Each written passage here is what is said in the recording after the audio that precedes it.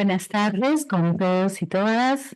Bienvenidos a la primera mesa redonda, estudios sobre psicología del desarrollo infantil y adolescente. Un evento organizado por la Comisión de Investigación, Innovación y Creación del Departamento de Psicología en el marco del CICTUC 2024. Soy Sheila Millen, jefa del Departamento de Psicología, y tengo el honor de moderar este evento. El día de hoy contamos con un destacado panel de expertos y expertas, como pueden ver.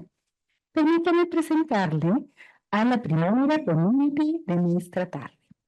Tenemos con nosotros a la doctora Milagro Nóblega.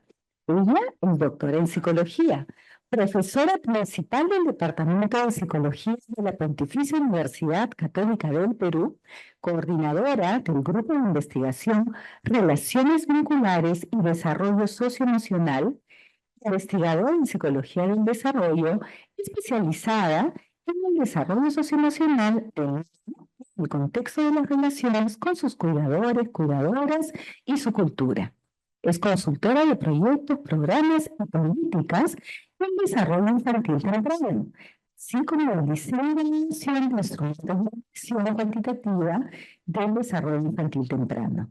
También es ganadora del premio Baby Ainsworth Award 2021, otorgado por el Center for Mental Health Promotion y el New York Attachment Consortium. El tema que la doctora le nos trae esta tarde es ¿qué rol tiene el padre en el desarrollo de niños y niñas? ¿Qué rol tuvieron sus propios padres para la forma en que ejerce su paternidad? Adelante, Brenda, te escuchamos. Listo, muy buenas tardes con todos y con todas las presentes. En esta oportunidad voy a presentar una línea de trabajo que tenemos en el grupo de investigación que está principalmente vinculado a lo que es, digamos, el ejercicio de la paternidad. Entonces son trabajos, es un estudio del cual hemos derivado varios subestudios como para poder conocer un poquito más lo que es la paternidad en nuestro contexto. Entonces voy a contextualizar primero el estudio y luego ver qué es lo que voy a comentar como nuestros resultados principalmente.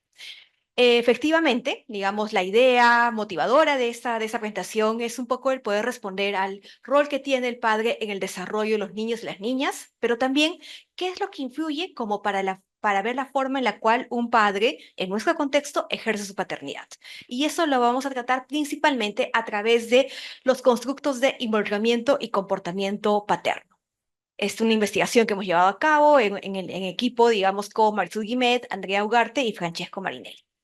Entonces, primero para poder ver un poco los elementos más generales. Es cierto que hemos asistido a un cambio en el cual, digamos, el rol del padre ha pasado a ser de un sostén moral y figura de autoridad en la familia hacia una figura cuidadora.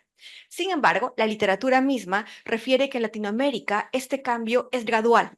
Todavía no ha sido, digamos, no ha sido, no está en toda la sociedad, ni tampoco está en todos los ámbitos, lo que significa que en realidad en nuestro contexto coexisten dos formas, digamos, de ver la paternidad, tanto la tradicional como también esta un poco más novedosa.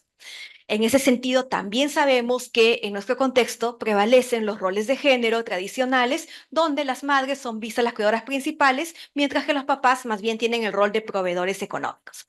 Efectivamente, en el Perú se han realizado algunos estudios y se ha encontrado que, por ejemplo, padres jóvenes que residen con sus hijos se describen a sí mismos como primariamente proveedores o sustentos del hogar. Y lo que además sucede es que cumplir con esta expectativa de poder proveer el hogar, de alguna manera en nuestro contexto, por la condición socioeconómica, demanda mucho trabajo para estos padres de poder hacer frente. Entonces ahí tenemos que hay largas horas de trabajo, lo que dificulta que estén activamente involucrados en el cuidado de su niño. Entonces, podríamos decir que el modelo de padre cuidador joven que existe actualmente es un interjuego entre el rol de proveedor por un lado, pero por otro lado, padre cuidador involucrado que en algunos momentos puede entrar en conflicto. Si vemos algunos datos, a pesar de esto, si vemos algunos datos, por ejemplo, vemos que los hombres peruanos emplean, ahí decía 2.41 me parece, horas al día menos que las mujeres en cuidados y actividades diarias del hogar. Las mujeres emplean el doble del tiempo por semanas, el 21.4% de su tiempo, para poder realizar labores que no son remuneradas, mientras que los hombres solamente emplean el 11.1% de su tiempo. La jornada laboral de 48 horas, que es una de las más altas a nivel mundial como horas de trabajo, digamos, es alta, pero incluso ese dato no tiene en cuenta que el 70% de nuestra población son trabajadores independientes, que no necesariamente cumplen con este número de horas de trabajo. El 78% de los peruanos reportan haber experimentado burnout laboral en el 2023, que además fue el 12% más que en el 2022. Y por otro lado, sabemos también que las políticas públicas que pueden apoyar el rol del padre en el cuidado de los niños son insuficientes. Tenemos solamente 10 días de licencia parental cuando nace un niño o una niña. Entonces, este contexto en el cual tenemos roles de género, o sea, la división del trabajo todavía en el hogar. Al mismo tiempo, una alta demanda laboral para los hombres y al mismo tiempo pocas políticas públicas hace que la paternidad tenga digamos, se dé en un contexto particular si lo comparamos con la literatura internacional. Entonces, en ese sentido, tomando en cuenta esos elementos, nosotros nos propusimos hacer un estudio que pueda vincular algunas variables. Queríamos entender un poco mejor, no sé si esto tiene puntero, bueno, queríamos entender un poco el involucramiento paterno. El involucramiento paterno, hablamos como la participación que tiene el padre en los cuidados directos e indirectos de su niño. Cuánto en relación a la madre participa. Pero al interior de este también existe un subconstructo que se llama el compromiso paterno, que tiene que ver con la realización de todas las actividades que son de interacción directa con el niño. Por ejemplo, el cuidado directo, por ejemplo, enseñanza y aprendizaje, o también lo que podría ser el juego. Entonces, esa es nuestra variable central. Queremos explicar ese elemento, pero queremos explicar de este elemento sus antecedentes. Es decir, la historia del vínculo temprano del padre, de qué manera se asocia a ciertas características en la forma en la cual ejerce este involucramiento o este compromiso paterno. Por otro lado, también tenemos la pregunta de qué rol juega el trabajo para que pueda favorecer, obstaculizar esta participación del padre en la crianza del niño. Y también nos hemos preguntado si el padre participa y está comprometido con la crianza de un niño, ¿eso qué efecto tiene en el desarrollo del niño?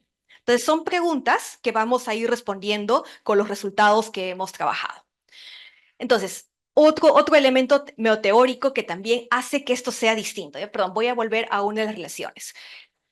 Para poder ver la relación entre historia y vínculos tempranos y involucramiento paterno, se sabe, o la literatura reporta que si una persona en su infancia y en su adolescencia ha recibido mayor afecto y menor control psicológico, probablemente va a tener una mayor probabilidad de poder involucrarse más o tener una mejor calidad de cuidado hacia sus niños cuando sea padre o madre. Ya es lo que la literatura dice.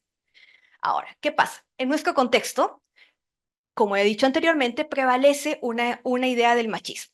Ese machismo, digamos, lo que hace es que hayan roles de género rígidos. Al mismo tiempo, eso hace que haya una socialización diferenciada hacia los niños y las niñas, donde a los niños probablemente se les cría con menos afecto, pero también con menos control. Y a las niñas ya también con más afecto, pero con mayor control. Y ninguna de estas combinaciones, menos afecto, menos control o más afecto, más control, es lo que precisamente es la mejor combinación como para poder favorecer un buen involucramiento del padre. ¿Ya? Entonces, por ahí partimos de un poco la problemática que puede estar habiendo.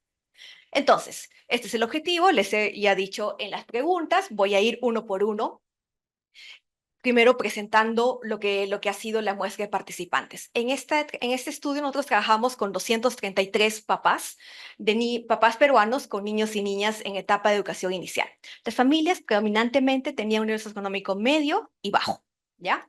Y en realidad logramos mapear cuatro regiones, Cusco, Ica, Iquitos y Lima, como para representar la capital del país y una región de cada una de las regiones naturales que puede haber para poder ver un poco cómo se comportaba cada una de estas regiones.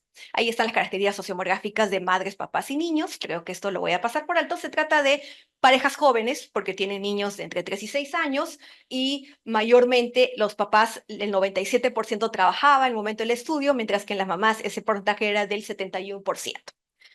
Y eran 54% de niñas y 46% de niños.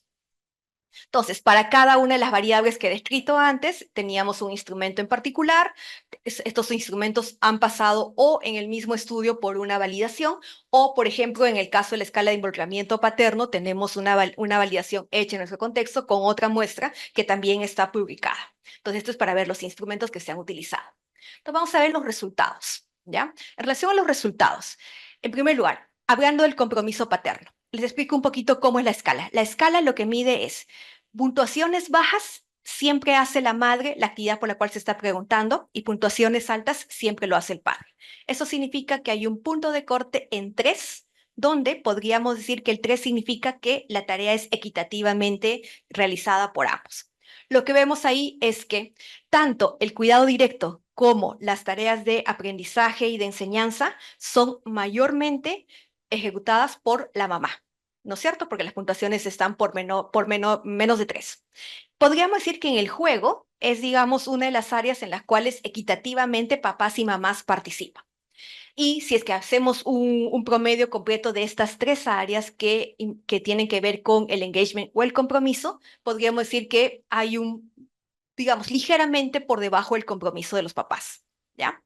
Ahora, lo curioso, esto no es parte de las preguntas de investigación, pero sí quería traerlo. Lo curioso es que nosotros evaluamos a diadas, o sea, en realidad era la mamá reportando por lo que el involucramiento de su pareja y el papá involucrando su propio involucramiento, ¿ya? Y en todos los casos, para todas las áreas, las mamás reportan un menor involucramiento de lo que sus propias parejas reportan. Es decir, las mamás siempre esperan mucho más, mientras que el varón siente que pareciera que el varón siente que lo está dando todo, pero esto no es suficiente para la mamá. Esto como dato anecdótico que tiene que ver con cada una de las áreas.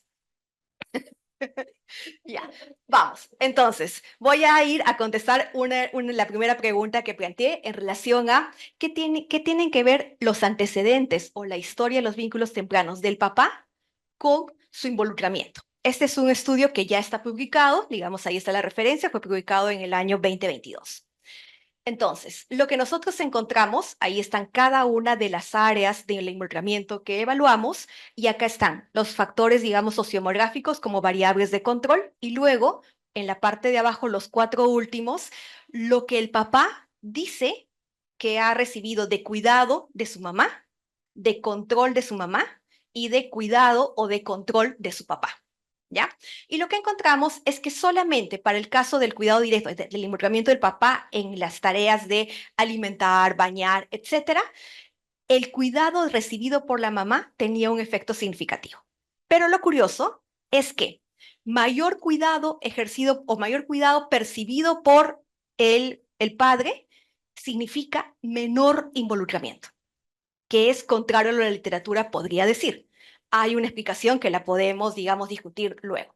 Luego tenemos que para las actividades realizadas de ocio al aire libre, la sobreprotección o control percibido de su papá, ¿ya? Hace que el padre actual se involucre poco en esta tarea, lo cual, digamos, más o menos estaría dentro de la lógica, porque una persona que se siente que ha sido controlado psicológicamente de niño probablemente no se puede dar tanto a una tarea de esparcimiento con su propio hijo.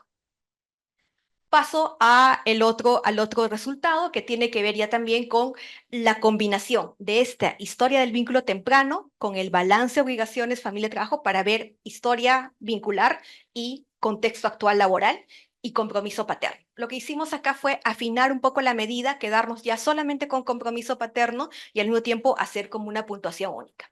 Lo que encontramos aquí es que digamos, cuando el padre percibe que ha sido controlado psicológicamente por su propio padre, tiende a tener un menor involucramiento con su niño o su niña. Esa fue, digamos, la primera variable asociada. Y luego, cuando el padre percibe que hay conflictos como para poder conciliar las labores en casa y las labores en su trabajo, también se involucra menos con lo que podría ser su niño o su niña. Entonces, a partir de esto, podríamos decir que la forma de ejercer la parentalidad deriva de experiencias tempranas, pero al mismo tiempo, ese modelo materno visto en casa como un rol cálido, digamos, se complementa o tiene interacción con valores culturales que en este caso están teñidas por las relaciones de género, ¿no? Entonces el papá siempre ha visto a una mamá abnegada, cálida y todo lo demás, pero probablemente asume que ese es el rol de la mamá y no necesariamente su rol luego en la crianza de su niño o su niña. El control percibido en el propio padre, o sea, cuando el padre interviene con mucho control durante la crianza, cuando es controlador, rígido, intrusivo, que promueve dependencia, lo que podríamos hablar de una ausencia de disponibilidad emocional, se asocia a una menor participación del padre en la crianza. En cuanto a obligaciones, familia, trabajo y paternidad, la percepción de conflicto al conciliar esos dos roles también está asociado a un menor involucramiento en el cuidado de sus niños. Bien, tengo 2 minutos para el último estudio. Entonces, les dije que también queríamos ver cómo es que influía el involucramiento del padre en el desarrollo del niño, ¿no es cierto? Ya también hacia afuera. Este era hacia atrás, ahora va hacia adelante. Este también es un artículo que ha sido publicado este año, el 2024, y lo que vamos a ver es que precisamente ya cuando vemos la competencia del niño, estamos viendo en función de su competencia social por un lado y por otro lado por la presencia de algunos problemas internalizantes o externalizantes que en realidad tiene que ver para niños chiquitos entre o muchos sentimientos de cólera y agresión o más bien de aislamiento y de timidez. Y pusimos precisamente en la regresión, digamos, las variables de control y solamente en este caso ya digamos, el involucramiento del padre en el cuidado directo, en la enseñanza de disciplina y en el juego. Y lo que encontramos es que solamente la competencia social digamos, estaba asociada al cuidado directo, es decir, papás que cuidan a sus niños en la alimentación, el baño, en tareas muy directas, el niño suele tener una alta competencia social. ¿Ya? Pero además salió significativa la interacción por el sexo, lo cual nos muestra que esto es diferente si se trata de niños varones o de niñas mujeres. ¿En qué sentido? En el sentido de que esta relación que acabo de escribir solamente se da para los niños varones, pero no para las niñas mujeres. Es como que si cuando el papá participa en el cuidado directo de las niñas mujeres, que además es poca su participación, no hay ningún impacto en la competencia social de esa niña. Entonces, podríamos decir que la participación del padre es importante para la competencia social de los niños, pero quedan muchas preguntas en el aire. ¿Por qué esta participación no se asocia también a la ausencia de problemas de conducta, por un lado? O por otro lado, ¿por qué no para las niñas? Que son, digamos, precisamente futuras líneas de investigación que tenemos. ¿Qué limitaciones metodológicas? Sabemos que es un diseño transversal del estudio, que no hay una alta representatividad de la muestra y que finalmente las mediciones están basadas en reporte y más aún en el de historia vincular del reporte retrospectivo, lo cual implica que mi mirada de ahora de lo que fue mi infancia o mis papás puede estar teñida de mi propia experiencia actual. ¿Qué implicancias? Solamente para terminar, es importante fortalecer la relación temprana entre el niño varón y su padre para el futuro rol de padres y modificar las políticas públicas para mejorar las condiciones laborales y facilitar la participación del padre en la crianza. Y ahí añadiríamos además el valor importante de lo que es el género. Muchas gracias y si quieren tener acceso al QR de las 3 publicaciones, ahí está. Muchas gracias por la presentación. Como ustedes saben, pero te agradecemos tanto por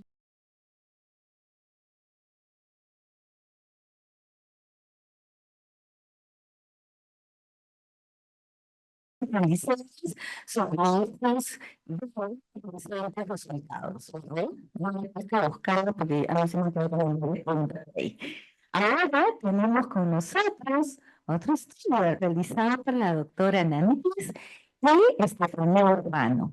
Nanitis es doctora en psicología por la Universidad de Columbia, es magíster en estudios cognitivos en la educación con concentración en desarrollo humano por la misma universidad y licenciada en antropología por la PUC. Es profesora principal a tiempo completo del Departamento de Psicología, coordinadora del proyecto Ser Adolescente en el Perú en convenio con UNICEF y PUC y miembro del Grupo de Investigación en Psicología, Cultura y Género. Es una investigadora especialista en adolescencia, con publicaciones sobre la interacción entre el desarrollo humano y los procesos socioculturales, estrategias para potenciar los procesos de enseñanza-aprendizaje y el tratamiento de temas de historia en el aula en sociedades post-conflicto.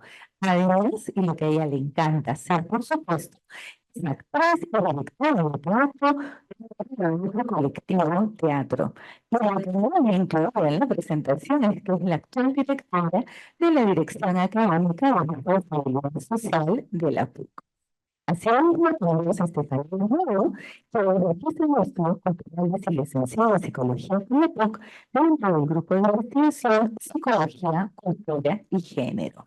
El tema que el día de hoy nos van a presentar es el siguiente. Cuando el cariño de papá o mamá es lo más importante, la centralidad del relacionamiento con cuidadores para el bienestar adolescente. Adelante, Nani, por favor.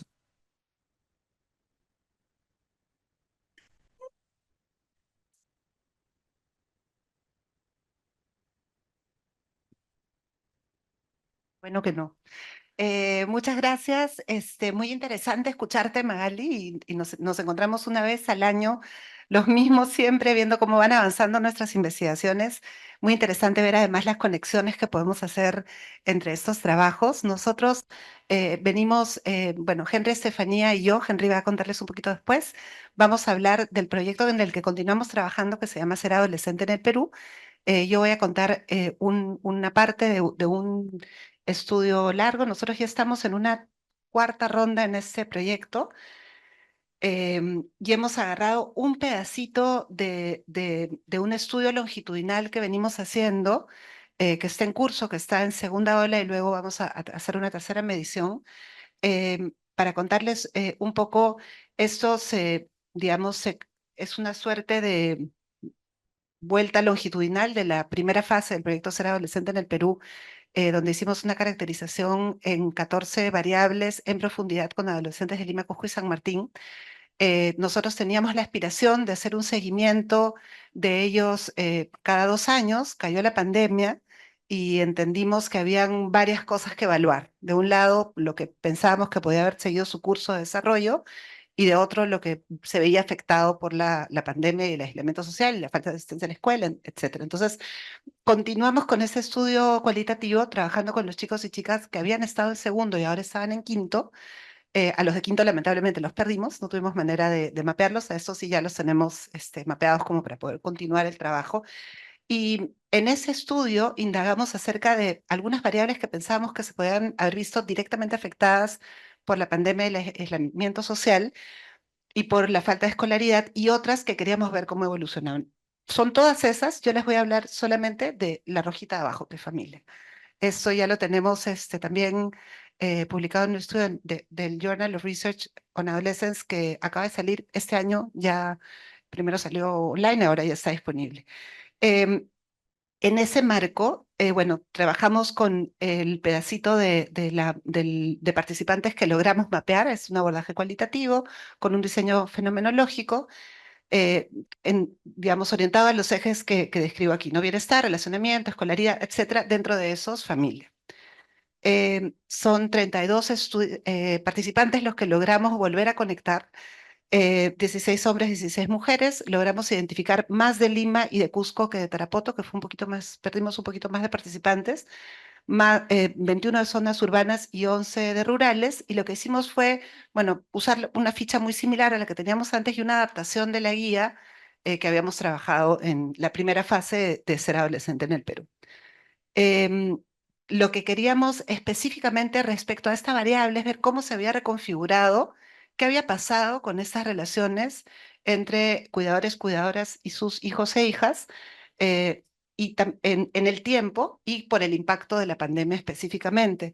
Queríamos describir estas relaciones y describir los cambios. Entonces, ¿qué encontramos antes de la pandemia? El panorama antes de la pandemia también, que eso creo que conversamos el año pasado, fue particular, porque encontramos que nosotros partimos de un modelo bastante parecido al de Mael, y todo viene, digamos, de la madre Baumritt, digamos, de ver soporte y control como ejes, que se organiza en la clásica teoría de estilos parentales.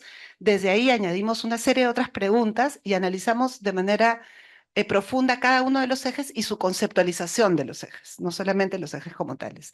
Nosotros recogimos que ellos y ellas entendían la familia de manera nuclear. Incluso en zonas rurales, la noción de familia extendida se había visto bastante transformada.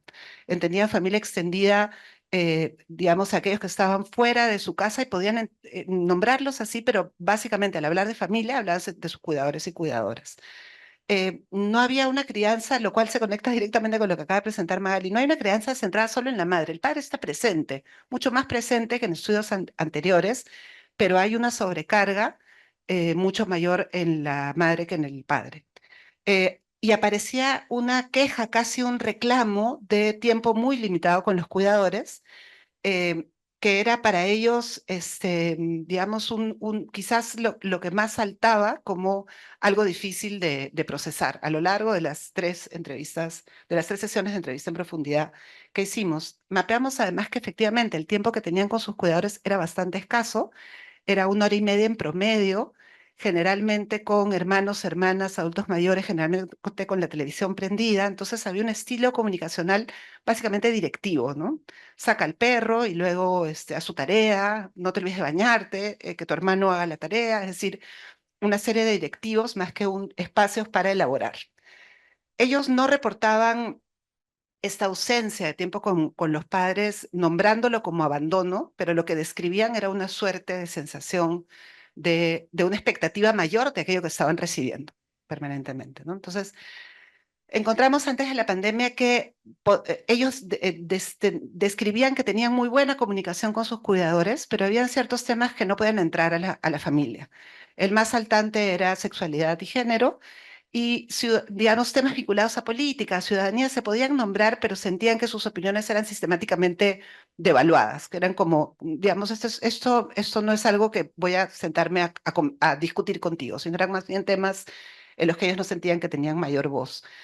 Em, esto, incluso los temas que no podían entrar en la agenda de comunicación de la familia, digamos, ellos lo describían como la manera como son las cosas. No había un reclamo, no había una demanda, a diferencia de lo que sí hacían con su escuela, que era demandar una educación sexual, demandar el que hubiera posibilidad de hablar de estos temas. En la familia sentían que así eran las cosas, digamos. Em, Además, hay cierta, digamos, cierta sensación de que digamos, un reporte de que esto que ellos reciben como directivos y mandatos es cuidado. Entonces, si mirábamos el eje de control, ellos se sentían protegidos y cuidados en tanto sus cuidadores les mandaran, digamos, eso eran sistemáticamente pendientes de lo que hacían. Conversábamos al contar este estudio el año pasado que era una suerte de crianza por WhatsApp. Es decir, había mucho intercambio a través de WhatsApp con los cuidadores, donde les decían, tómale una foto a la puerta para saber que llegaste, ¿no? Quiero ver el plato del perro vacío para saber qué comió, que le hice de comer, me mandas tu tarea, te la corrijo y te la devuelvo. Y eso a ellos les hacían sentir queridos, cuidados, protegidos, aun cuando lo que reportaban desde la literatura podría ser bastante panóptico, vigilante o sobrevigilancia. Para ellos era cuidado y lo interpretaban positivamente, ¿no? No entendían que tenían que participar en las normas de la familia y de hecho no participaban en ellas, lo cual es muy coherente pues con la cultura escolar autoritaria que conocemos, ¿no? Que conocemos muy bien. Entonces, en ese entonces, en ese final del primer estudio, nosotros encontramos dificultades para clasificar el estilo que dominaba la mayoría de familias peruanas en los 3 tipos ideales de la literatura. Entonces, entendíamos que habían familias que efectivamente calaban perfectamente ahí, pero que lo que dominaba escondía algo más, que nos interesaba indagar en más profundidad. Y llamamos a ese estilo muy nuestro, crianza precarizada, en el sentido de que había una suerte de precariedad en la posibilidad de los cuidadores y cuidadoras de ejercer rol. Es decir, lo que decíamos en ese momento es, si tuviéramos que definirlos de alguna manera, sería algo así como un tipo ideal que fue autoritario transitando hacia un tipo democrático, ¿no? Dejando niveles, acercándose a formas de comunicación, mejorando en soporte y en expectativas razonables respecto a metas, abriendo canales de comunicación, pero que no alcanza, porque una de las cosas que más demanda la crianza democrática es tiempo, ¿no? Yo tengo un hijo adolescente, por ejemplo, que acaba de hacerse un arete y quería hacerse 2 aretes al mismo tiempo, y para lograr convencerlo de que tenía que hacerse uno y luego el otro para tener un lado de la cama sobre el cual dormir, me costó todo un domingo de conversación. Es decir, implica sentarte, razonar, entender, profundizar, hacer que introyecte aquella idea. Es decir, el proceso puede ser muy largo. Y lo que escuchábamos de ellos y de ellas era que si bien sus cuidadores querían tener esa comunicación con ellos, no alcanzaba. Entonces recordaban esa conversación un domingo, lavando ropa, en que pudieron hablar detenidamente, pero en realidad no era lo que podía hacerse permanentemente, ¿no? Y describían efectivamente adultos muy ocupados. Entonces, lo que aparecía era un estilo con un muy elevado soporte afectivo en padres y madres, con muy poco tiempo juntos, un temor al abandono que recurría, mucha responsabilidad y adultización en las y los adolescentes, donde hay una valoración enorme de la comunicación que tienen, pese a que es en algunos extremos persecutoria y pese a que es escasa en algunos temas. Y eso nos hizo lanzar esta hipótesis como descripción de lo que habíamos encontrado. Vino la pandemia y nos preguntábamos qué cosa habría pasado con estos adolescentes que sentían que tenían poco tiempo con sus padres, de volver a tener tiempo con ellos y ellas. Esa es una descripción de lo que encontramos en la primera parte, ¿no? Mi papá es una persona atenta, cariñosa, nos da más abrazos que mi mamá, será porque no nos ve muy seguido y cuando está con nosotros aprovecha al máximo para abrazarnos, ¿no? Mi mamá trabaja de 6 a 9, no creo que esté muy atenta, pero de todas maneras siempre, siempre me escucha en la noche. Le pido a mi mamá lo que necesito, le digo que me piden en el colegio, le cuento también. Hay como una permanente, casi justificación de sus cuidadores y cuidadoras. No voy a pasarlas a la segunda parte. Entonces, ¿qué pasó en la pandemia? Digamos, encontramos que se mantiene la importancia que tiene la familia, la atribución del bienestar, principalmente a la relación con los cuidadores y cuidadoras. Describían más tiempo juntos y con ellos y ellas. Y esto generó que, digamos, aquellas familias donde evidentemente había abuso, violencia, situaciones de maltrato, una crianza más típicamente autoritaria en la primera fase, esta situación se extremó, no hizo más que volverse peor. En estos que describíamos como la típico que nominamos crianza precarizada, sí encontramos que hubo una suerte de mejora en la comunicación, en la descripción de lo que, digamos, de responsividad, de la posibilidad del cuidador de actuar en las necesidades de la cría, em, y empezaron, digamos, a mejorar en su descripción de esa relación, básicamente por el tiempo compartido.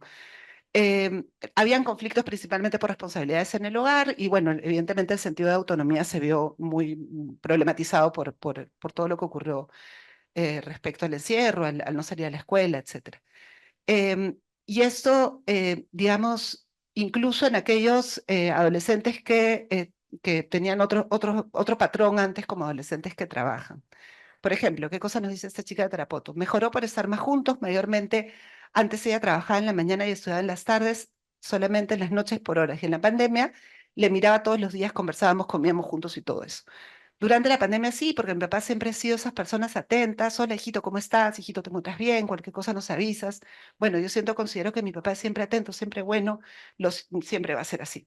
Cuando tenía un mal día era estresante porque le tenías ahí gritándote todo el tiempo y era como que no me gustaba. Este es el caso de una relación que se deteriora, ¿no? Entonces, lo que esto nos ha hecho es, de alguna manera, identificar que esta precarización identificada, que la atribuíamos a una falta del tiempo para cuidar, dadas ciertas condiciones distintas, mejora.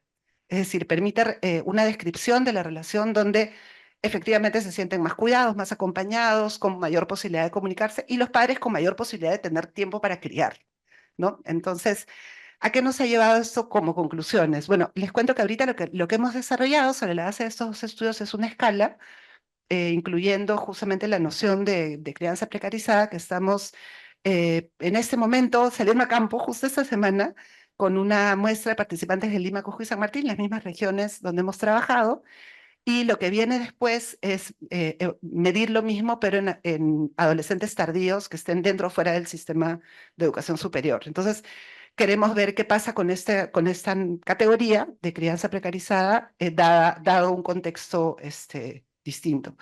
Porque, claro, digamos, dadas esas condiciones, la relación mejoró, pero nosotros entrevistamos a estos chicos y chicas en la pospandemia, ya en el retorno. Entonces, lo que nos decían, nos contaban una historia de una mejoría que había vuelto a lo que era antes, ¿no? Entonces nos decían, oye, ¿te acuerdas que yo nunca podía conversar con mi papá? Bueno, ahora sí lo conocí, me habló de sus novias, fuimos a jugar fútbol. ¿Y ahora qué tal? Bueno, ahora está igualito, todo el día trabajando, ¿no? Entonces, claro, debe haber ahí una transformación interesante que entender en esa muestra en particular, pero digamos, entender la categoría a un nivel más amplio. Entonces, bueno, encontramos que continúa siendo crucial en la pospandemia el relacionamiento, que es parte central de su noción de bienestar. Se ha amplificado la relación, lo que había en la relación, entonces una relación deteriorada solo se ha deteriorado más, una relación con violencia psicológica ha mantenido su violencia psicológica, en algunos casos ha migrado hacia una violencia física también.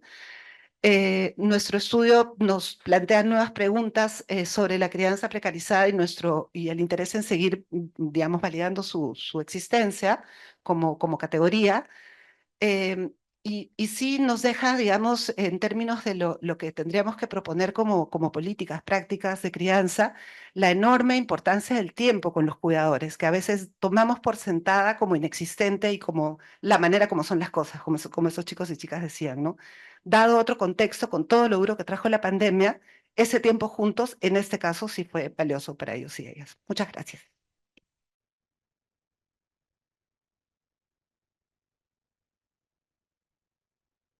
Agradecemos a la doctora Pis por su presentación y a continuación tendremos con nosotros al magíster Henry Raúl Guillén Zambrano. Él es magíster en Desarrollo Humano, Enfoques y Políticas por la PUC, máster en Metodologías de las Ciencias del Comportamiento y de la Salud por la Universidad Autónoma de Madrid. Es licenciado en Psicología Social por la PUC y coordinador del área de vinculación con el entorno territorial de la DARS-PUC y docente investigador del Departamento de Psicología de la PUC. Henry, te esperamos.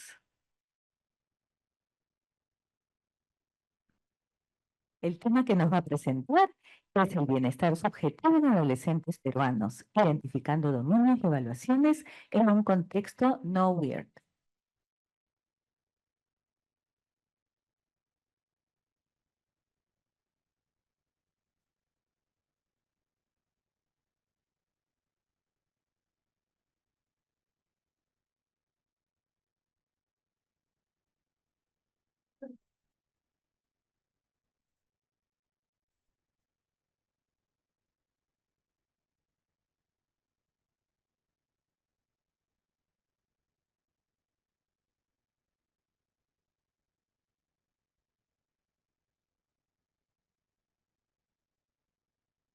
Derecho.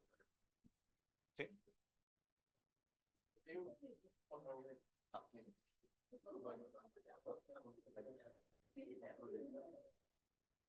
¿Sí?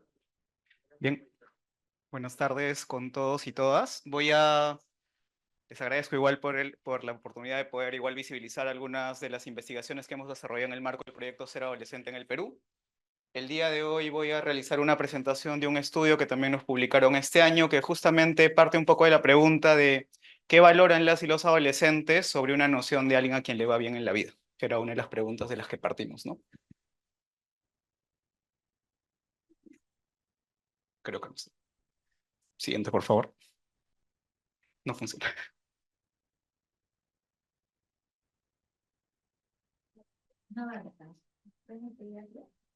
Sí, entonces justamente el título de la ponencia se llama El bienestar subjetivo en la adolescencia peruana, identificando dominios y evaluaciones en un contexto no weird, y justamente también ahí abajo tienen la referencia. También nos publicaron este año el artículo justamente en el Journal of Research on Adolescence. Siguiente, por favor. Sí, justamente este estudio parte de una gran pregunta, ¿no? De justamente cómo se están construyendo aquellas dimensiones, dominios, como querramos llamarle, que estructuran el bienestar subjetivo de las y los adolescentes. Y una de las grandes críticas, y justo fue el motivo por el que nació este paper, fue que mucha de la construcción de los dominios del bienestar adolescente tienen una perspectiva muy adultocéntrica. y también desarrollada sobre todo en contextos que, haciendo comparaciones, no son necesariamente contextos tradicionalmente como los que vivimos en el Perú. Estamos hablando de contextos occidentalizados, ricos, industrializados, educados, etcétera, ¿no? Entonces, justamente, uno de los principales puntos de partida era tradicionalmente el bienestar subjetivo en países con enorme variedad cultural, por ejemplo, como el caso peruano, y con enormes desigualdades, como el caso peruano, es abordado principalmente por teorías que han sido construidas en contextos cuyas características son diametralmente opuestas al caso peruano, ¿no? Entonces, es una gran pregunta para partir un poco de, tenemos que ir identificando un poco qué se valora. Y para esto también es necesaria una aproximación crítica a estas teorías. No quiere decir que estas teorías no sean útiles, evidentemente son muy útiles, pero toca complementar sobre qué realmente está sucediendo a partir de las voces, en este caso de las y los adolescentes, ¿no? Y necesaria justamente esta aproximación crítica que parta justamente por tratar de diversificar un poco las posibilidades de investigación hacia contextos no weird, le hemos denominado, ¿no? Que son contextos no industrializados, ricos, educados, etc.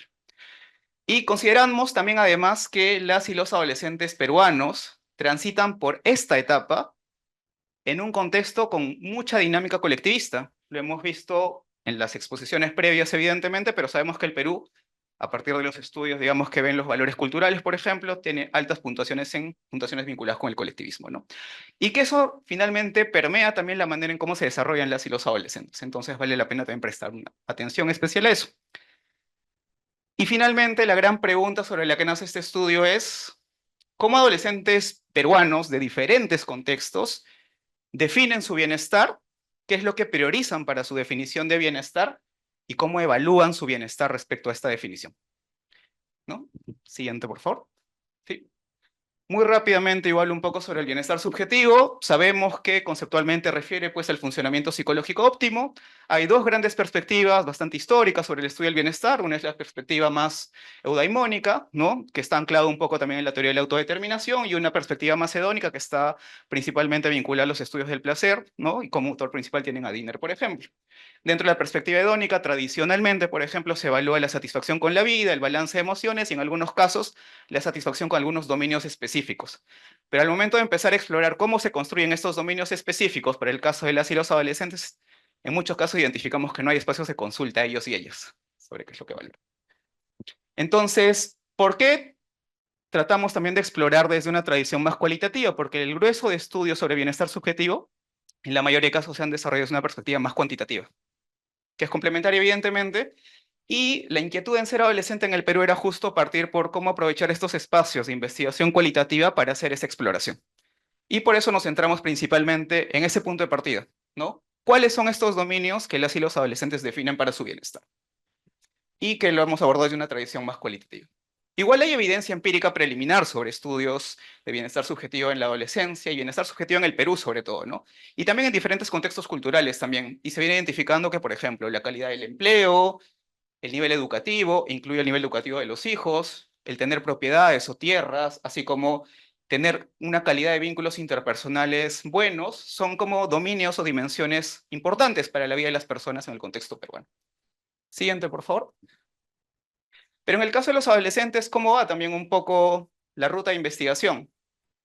Como lo hemos mencionado, muchos de los estudios han partido de una perspectiva bien adultocéntrica para definir los dominios del bienestar. ¿Y esto por qué es una limitante? Porque limita un poco saber por qué las y los adolescentes, por ejemplo, dirían que los vínculos interpersonales son importantes para ellos. No tenemos información sobre ese contenido de por qué evalúan de esa manera ese dominio como importante. Y sobre eso también saber por qué sus evaluaciones refieren, además de tener un puntaje 7 o 8 en una escala, cuáles son las razones por las cuales puntúan de esa manera, ¿no? Hay algunos dominios que ya han sido identificados en el caso de la adolescencia en otro tipo de estudios donde hablan, por ejemplo, que es muy importante la calidad del vínculo con la familia, que eso ayuda también a romper un poco los estereotipos que se tienen sobre la adolescencia, ¿no? El estereotipo básico en la adolescencia que se tiene es que él o la adolescente se distancia de su familia. Pero también hay otros dominios importantes, ¿no? Como la educación, sobre todo el desempeño académico, las oportunidades educativas, el contar con una vivienda, alimentación, espacios de ocio y seguridad, ¿no? En el caso de la evidencia peruana, un poco partiendo de estudios hechos en niños del milenio, pero también en ser adolescente en el Perú, tenemos que la calidad de vínculos es un aspecto muy importante en el estudio prepandémico que realizamos, tanto con la familia, con los pares, con los docentes, el acceso a la educación, tener un buen desempeño académico, contar con seguridad física, que es algo contextual al país, porque vivimos atravesados por dinámicas de violencia, y las y los adolescentes no son ajenos a eso, evidentemente. Y el acceso a la educación sexual integral, que así pueda ser un sentido común para todos y todas, pues no hay un acceso adecuado, ¿no? Y la evidencia en contextos de pandemia sí nos empieza a demostrar que el cierre de las escuelas, el haber limitado el contacto directo con otros y otras, el servicio de salud limitado para el acceso, digamos, en contextos de emergencia, empiezan a emerger como algunos dominios que también son particularmente interesantes para las adolescentes y priorizados a partir de este evento. Siguiente, por favor.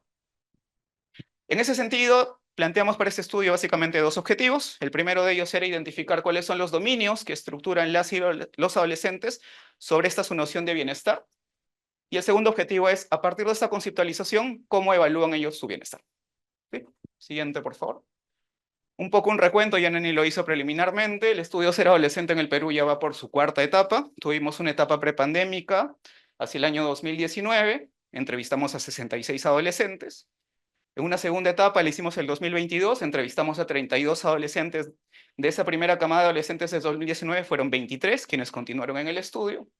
Estamos ahora justamente en una etapa 3, que es una etapa cuantitativa. Hemos diseñado un instrumento a partir de las 14 variables que evaluamos. Justamente estamos en la etapa de recojo de información. Y en el 2024 justamente pudimos ganar un financiamiento del concurso CAP, de investigación de la universidad, y vamos a desarrollar un estudio cuantitativo también con adolescentes tardíos. Siguiente, por favor. Un poco en términos de la caracterización de los participantes, como van a ver, hemos tratado de, en este estudio cualitativo, tener la mayor diversidad posible de participantes, diversidad por género, por región de procedencia, por área, sean urbanos o sean rurales, y también por el desempeño académico, que fue una variable que fue informada principalmente por las y los tutores de estos estudiantes. A nivel de instrumentos, bueno, levantamos una ficha sociodemográfica y una guía de entrevista que básicamente tuvo dos áreas. En una primera área pusimos una situación hipotética a las y los adolescentes donde le planteamos el caso de un adolescente con las mismas características de ellos o ellas, pero que anunciaba que le iba bien en la vida y que se sentía feliz por ello. Y luego empezamos a explorar por qué cree que esta persona le va bien en la vida. Y ahí empezamos a identificar uno a uno cuáles eran estas dimensiones. Y en el segundo momento lo que hicimos, en base a esta conceptualización, ¿cómo te evalúas tú? Y ahí tuvimos la evaluación y sobre todo lo que preguntamos más allá de la nota, evidentemente, era por qué se evaluaba de esa manera. Y bueno, luego hicimos a nivel de análisis de contenido y evidentemente en los estudios cualitativos algo que sí se nos pide siempre es el posicionamiento del investigador. Siguiente, por favor. Siguiente, por favor, es solo una descripción más a detalle de los participantes. Y un poco este es creo que el cuadro más importante de la investigación, que es cuáles eran estos dominios que identificaron este grupo de adolescentes sobre qué entienden por bienestar y que a alguien le vaya bien en la vida. Lo primero es no tener problemas económicos. Vale resaltar que el grueso de participantes de Ser Adolescente en el Perú venía de niveles socioeconómicos bajos hasta muy bajos. Entonces tratamos de explorar un poco hacia ese foco. Y justamente estos problemas económicos no están centrados únicamente en el adolescente a nivel individual, y por eso contemplar lo cultural es sumamente importante, porque lo económico estaba centrado también hacia su familia. O sea, ellos no entienden el progreso económico alejado también del ascenso familiar, y eso es también importante resaltarlo. Una segunda dimensión importante es mantener buenas relaciones con su familia y con sus pares. Y ese es un detalle particular a diferencia del estudio prepandémico, porque en el estudio prepandémico aparecía la figura de los docentes, como un vínculo importante también, porque ellos transitan pues en sus escuelas bastante cantidad de tiempo durante el día. Pero la pandemia también lamentablemente bloqueó esos espacios de contacto directo con los docentes.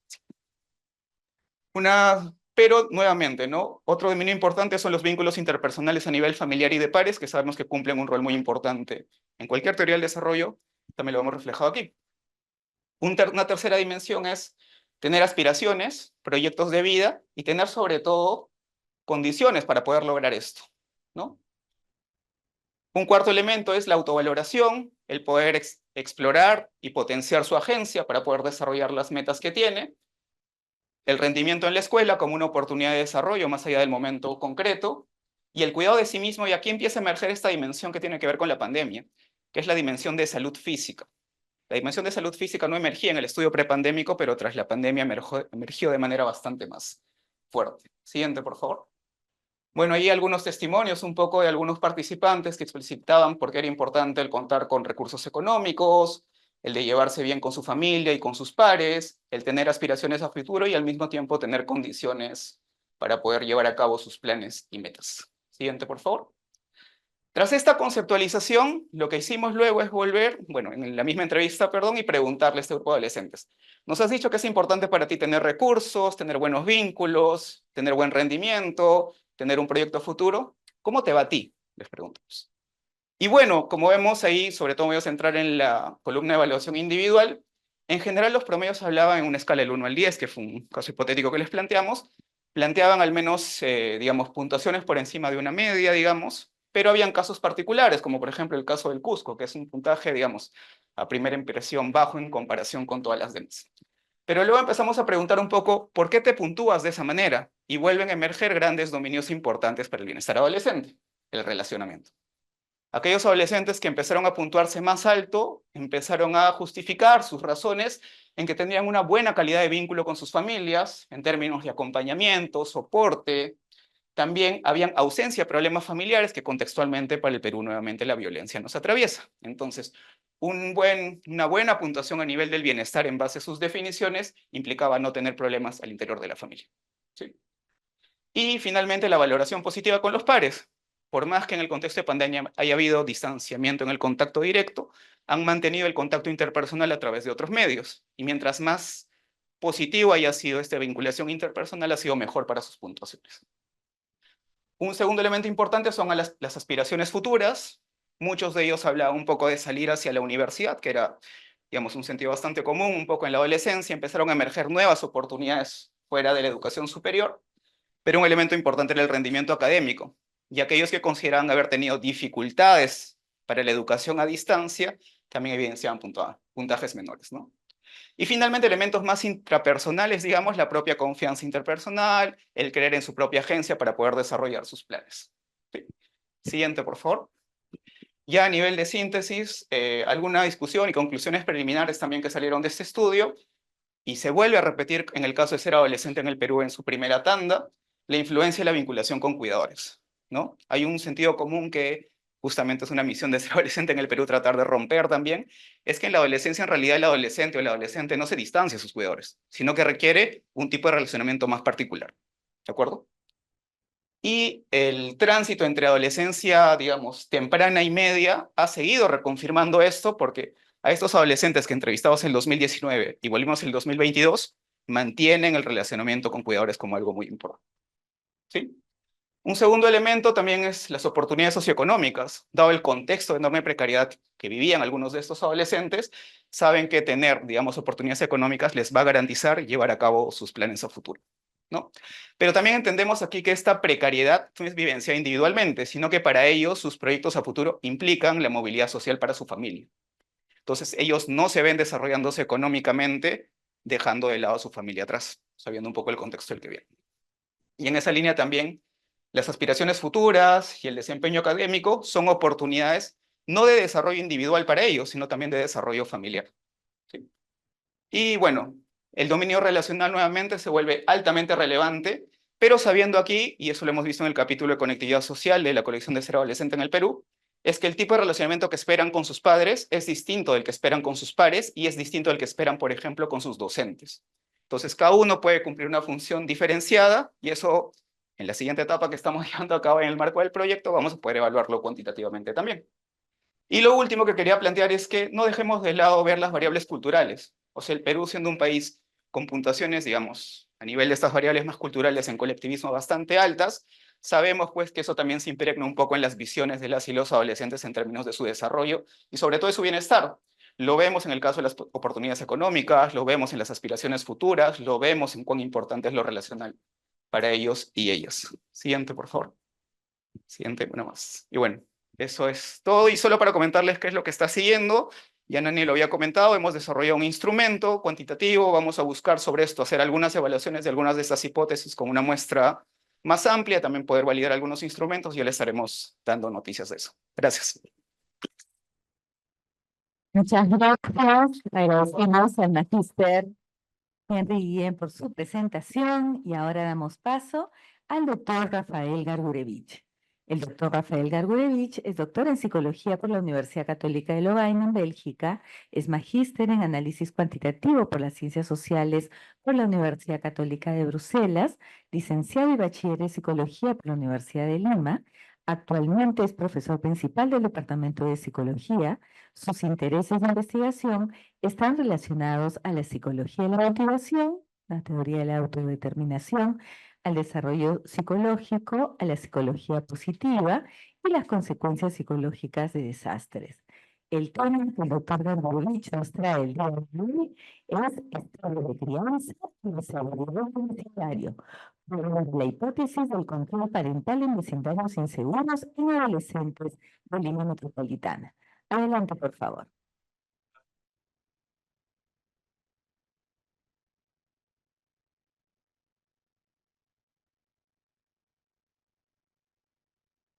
Hola, ¿qué tal? Muchas gracias por estar acá.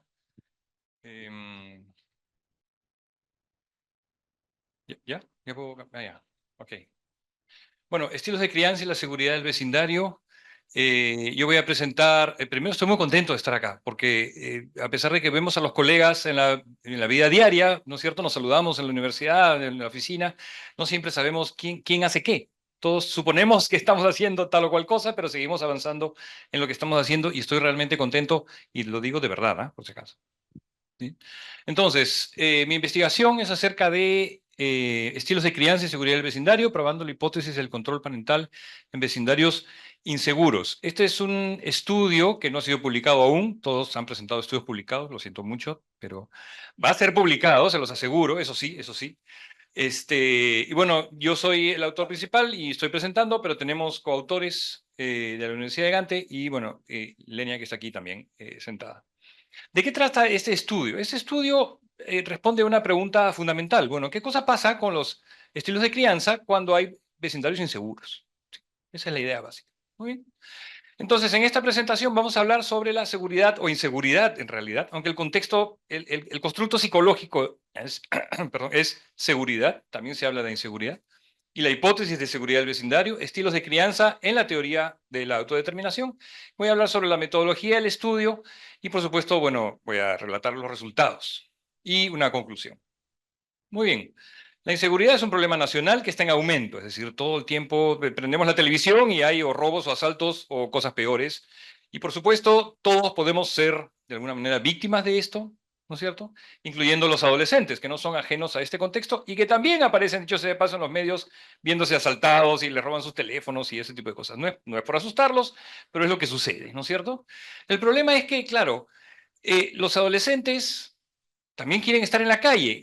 A ver, ¿y esto qué significa en realidad? Es decir, forman parte o están en una etapa del desarrollo donde buscan mayor independencia y eso significa estar menos en la casa y estar más tiempo rodeados por pares o haciendo cosas por su cuenta, digamos, ¿no es cierto? Entonces, pasan más tiempo con amigos y menos tiempo en la casa y muchas veces, entre comillas, en realidad, que ha faltado ahí, están en la calle. No quiere decir que están en la calle, pero están fuera de su casa o de camino a alguna parte, ¿no? Los hace vulnerables a que los roben y los asalten. Entonces, todos sabemos que la adolescencia implica cambios, pero también para los padres, ¿no es cierto? Porque claro, los adolescentes cambian los contextos y también cambian los contextos familiares.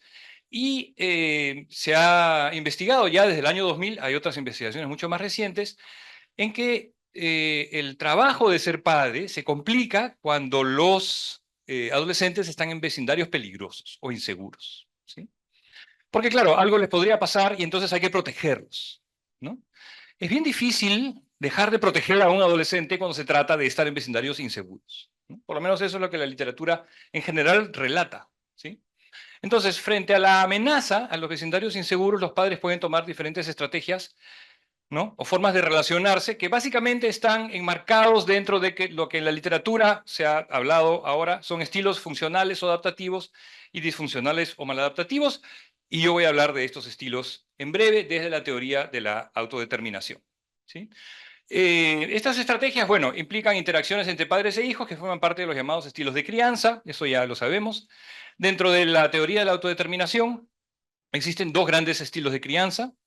que voy a explicar ahora hace un momento, un estilo adaptativo funcional que es el apoyo a la autonomía, que está asociado en general en las investigaciones al bienestar, y un estilo maladaptativo que es el de control parental o malestar. Entiendo, porque yo he estado sentado ahí, que a veces no se ve la línea de abajo. Pueden, por favor, pararse, ¿sí? No hay ningún problema. Pueden pararse para ver, o a lo mejor las botellas estorban, las sacamos, me avisan, por favor. ¿Sí? La teoría de la autodeterminación es la teoría que investigamos como parte del grupo de motivación y emoción, somos del grupo MOTEM, es una teoría de motivación que dice que existen, o las personas, ¿no es cierto?, tienen tres necesidades universales, ¿sí?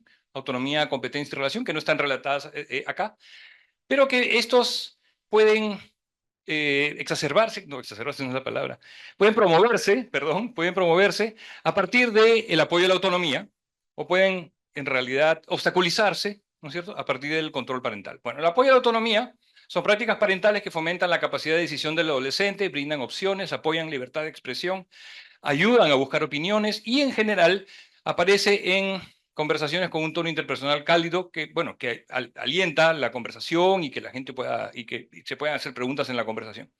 El control parental, por otro lado, ¿esto funciona? Sí. Son prácticas parentales que son manipulativas e inducen culpa como medio para presionar a los adolescentes a que piensen o se comporten de la manera en que los padres desean, ¿no? Se pueden usar amenazas, castigos, y se usa un tono interpersonal demandante e incluso agresivo. Muy bien.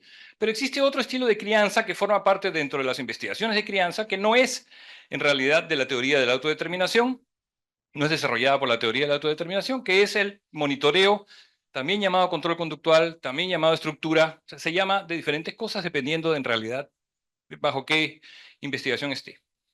Se define como aquellas conductas parentales encaminadas a conocer el paradero y seguir actividades del adolescente, saber dónde está tu hijo o tu hija, qué está haciendo, quiénes son sus amigos, ¿sí?, por ejemplo. Y diferentes investigaciones han dicho que esto puede ser beneficioso para los adolescentes, ¿no? Muy bien. Los estilos de crianza pueden recibir influencias socioculturales, parte de lo que se hablaba anteriormente, eso se conoce. Entonces, la idea es que si el contexto sociocultural puede cambiar algunas conductas parentales, ¿qué cosa es funcional dentro del contexto de la seguridad o inseguridad, ¿no es cierto?, del vecindario, ¿no? Entonces, la pregunta básica es si en realidad el control parental funciona en vecindarios inseguros. No sé si se ve la pregunta, está en la parte de abajo, pero lo siento, ¿sí? Entonces, ¿es funcional el control? Y ahora vamos a ver qué cosa decimos nosotros con control. Hay investigaciones en vecindarios inseguros que muestran que los padres tienden a utilizar conductas controladoras, pero la idea es ver si esto funciona, ¿sí? ¿Y por qué estamos haciendo esto ya que existe información donde dice, bueno, son conductas controladoras, entonces esto existe y se da? Porque en realidad no hay estudios en Latinoamérica sobre el tema, o hay muy pocos estudios en Latinoamérica sobre el tema, desde por lo menos la teoría de la autodeterminación y desde los estilos de crianza que estamos utilizando acá. Entonces lo que decidimos fue estudiar el papel mediador y moderador de los estilos de crianza de padres y madres que por separado en la relación entre la seguridad del vecindario y una serie de variables de salida que representan generalmente variables asociadas al bienestar que se han mencionado, ¿no? Que por ejemplo, comportamiento agresivo, depresión, vitalidad y comportamiento prosocial.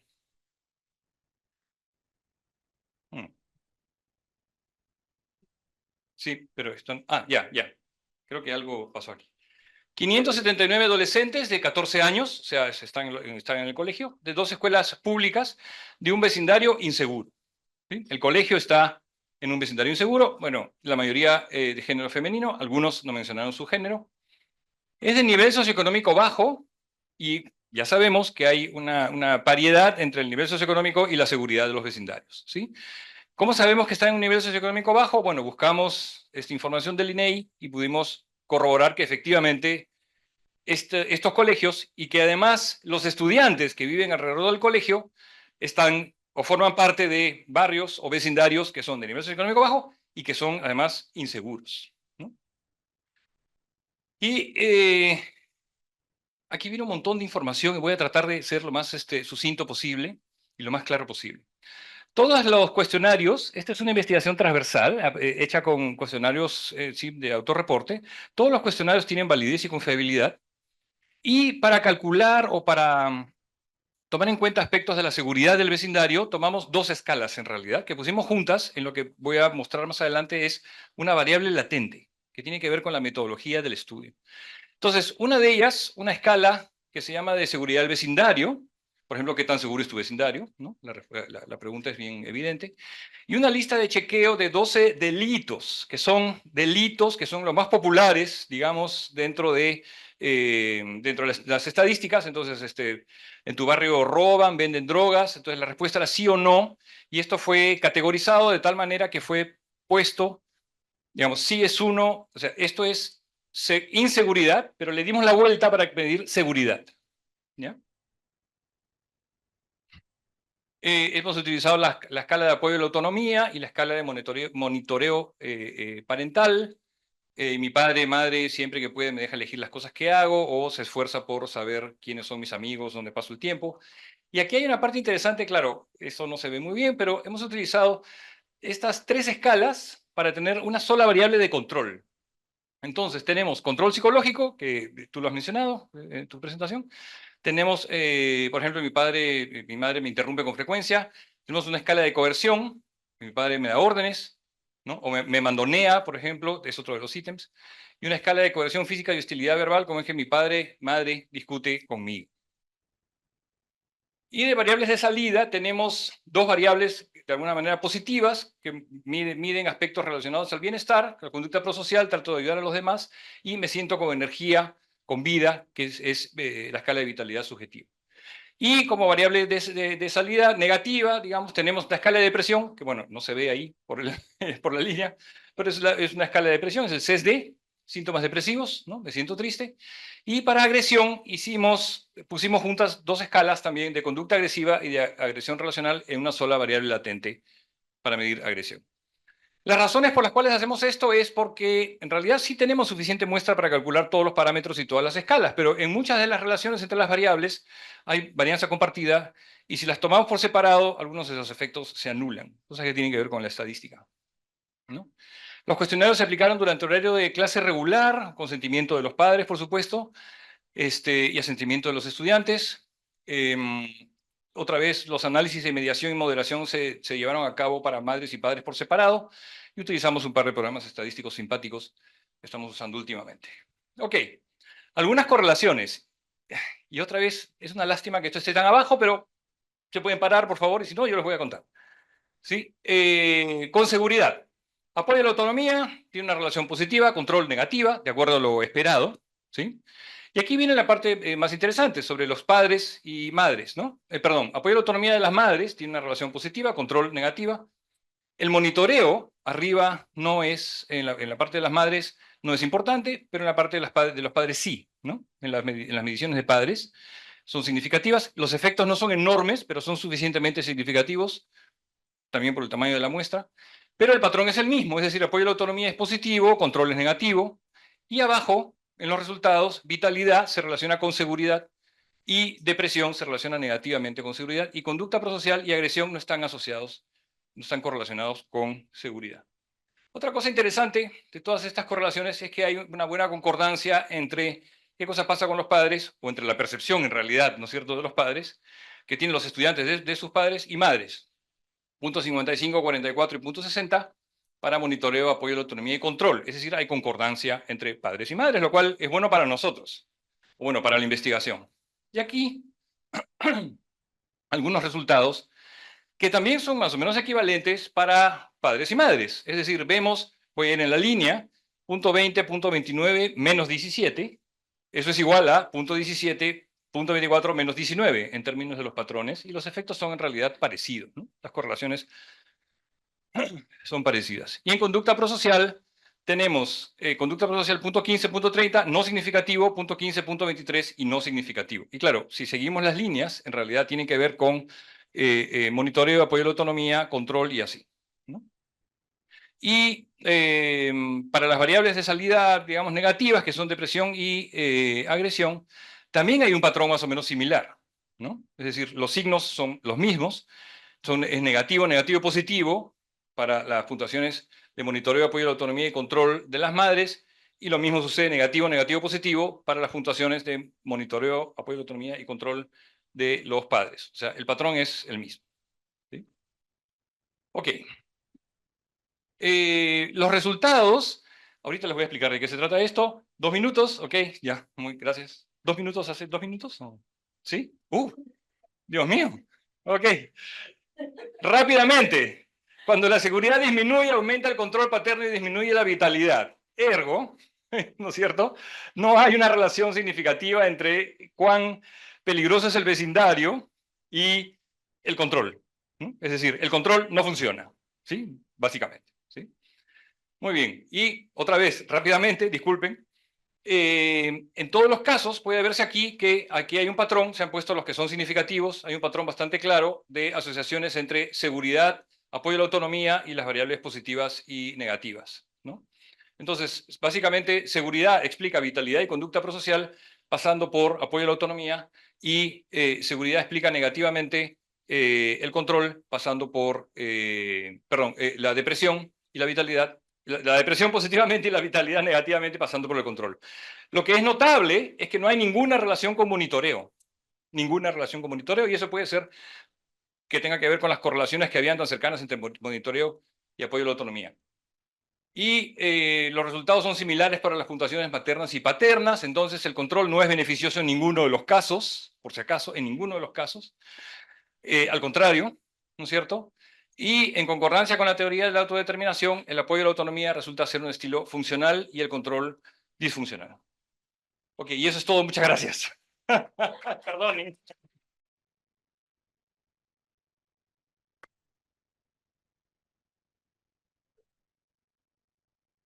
Agradecemos al doctor Gargurevich por su presentación y a continuación tenemos al magíster Renato Paredes, quien es docente a tiempo completo y coordinador del Laboratorio de Neurociencia Cognitiva Computacional del Departamento de Psicología de la PUC.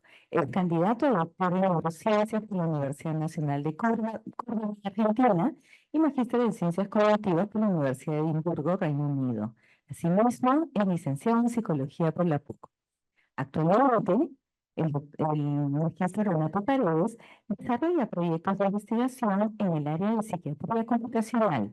Sus tareas de investigación son la integración multisensorial y la autopercepción del cuerpo en condiciones de excepcionalidad. El tema que nos trae esta tarde es el siguiente: integración multisensorial y sensibilidad auditiva en estudiantes con altas capacidades de la Universidad Privada de Lima Metropolitana. Adelante, por favor. Buenas tardes, gracias por acercarse a este espacio. Bueno, vamos a contarles un poco de cómo va este proyecto. Lo primero es decirles que es un proyecto que está en marcha. Todavía estamos en proceso de recolección de datos y lo que voy a contarles ahora es principalmente del grupo de interés. Todavía estamos recogiendo el grupo de control. Eso va a quedar más claro en un momento.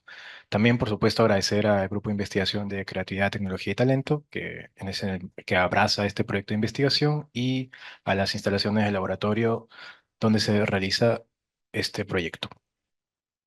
Bueno, primero sería dar un poco de contexto. Vamos a hablar de altas capacidades.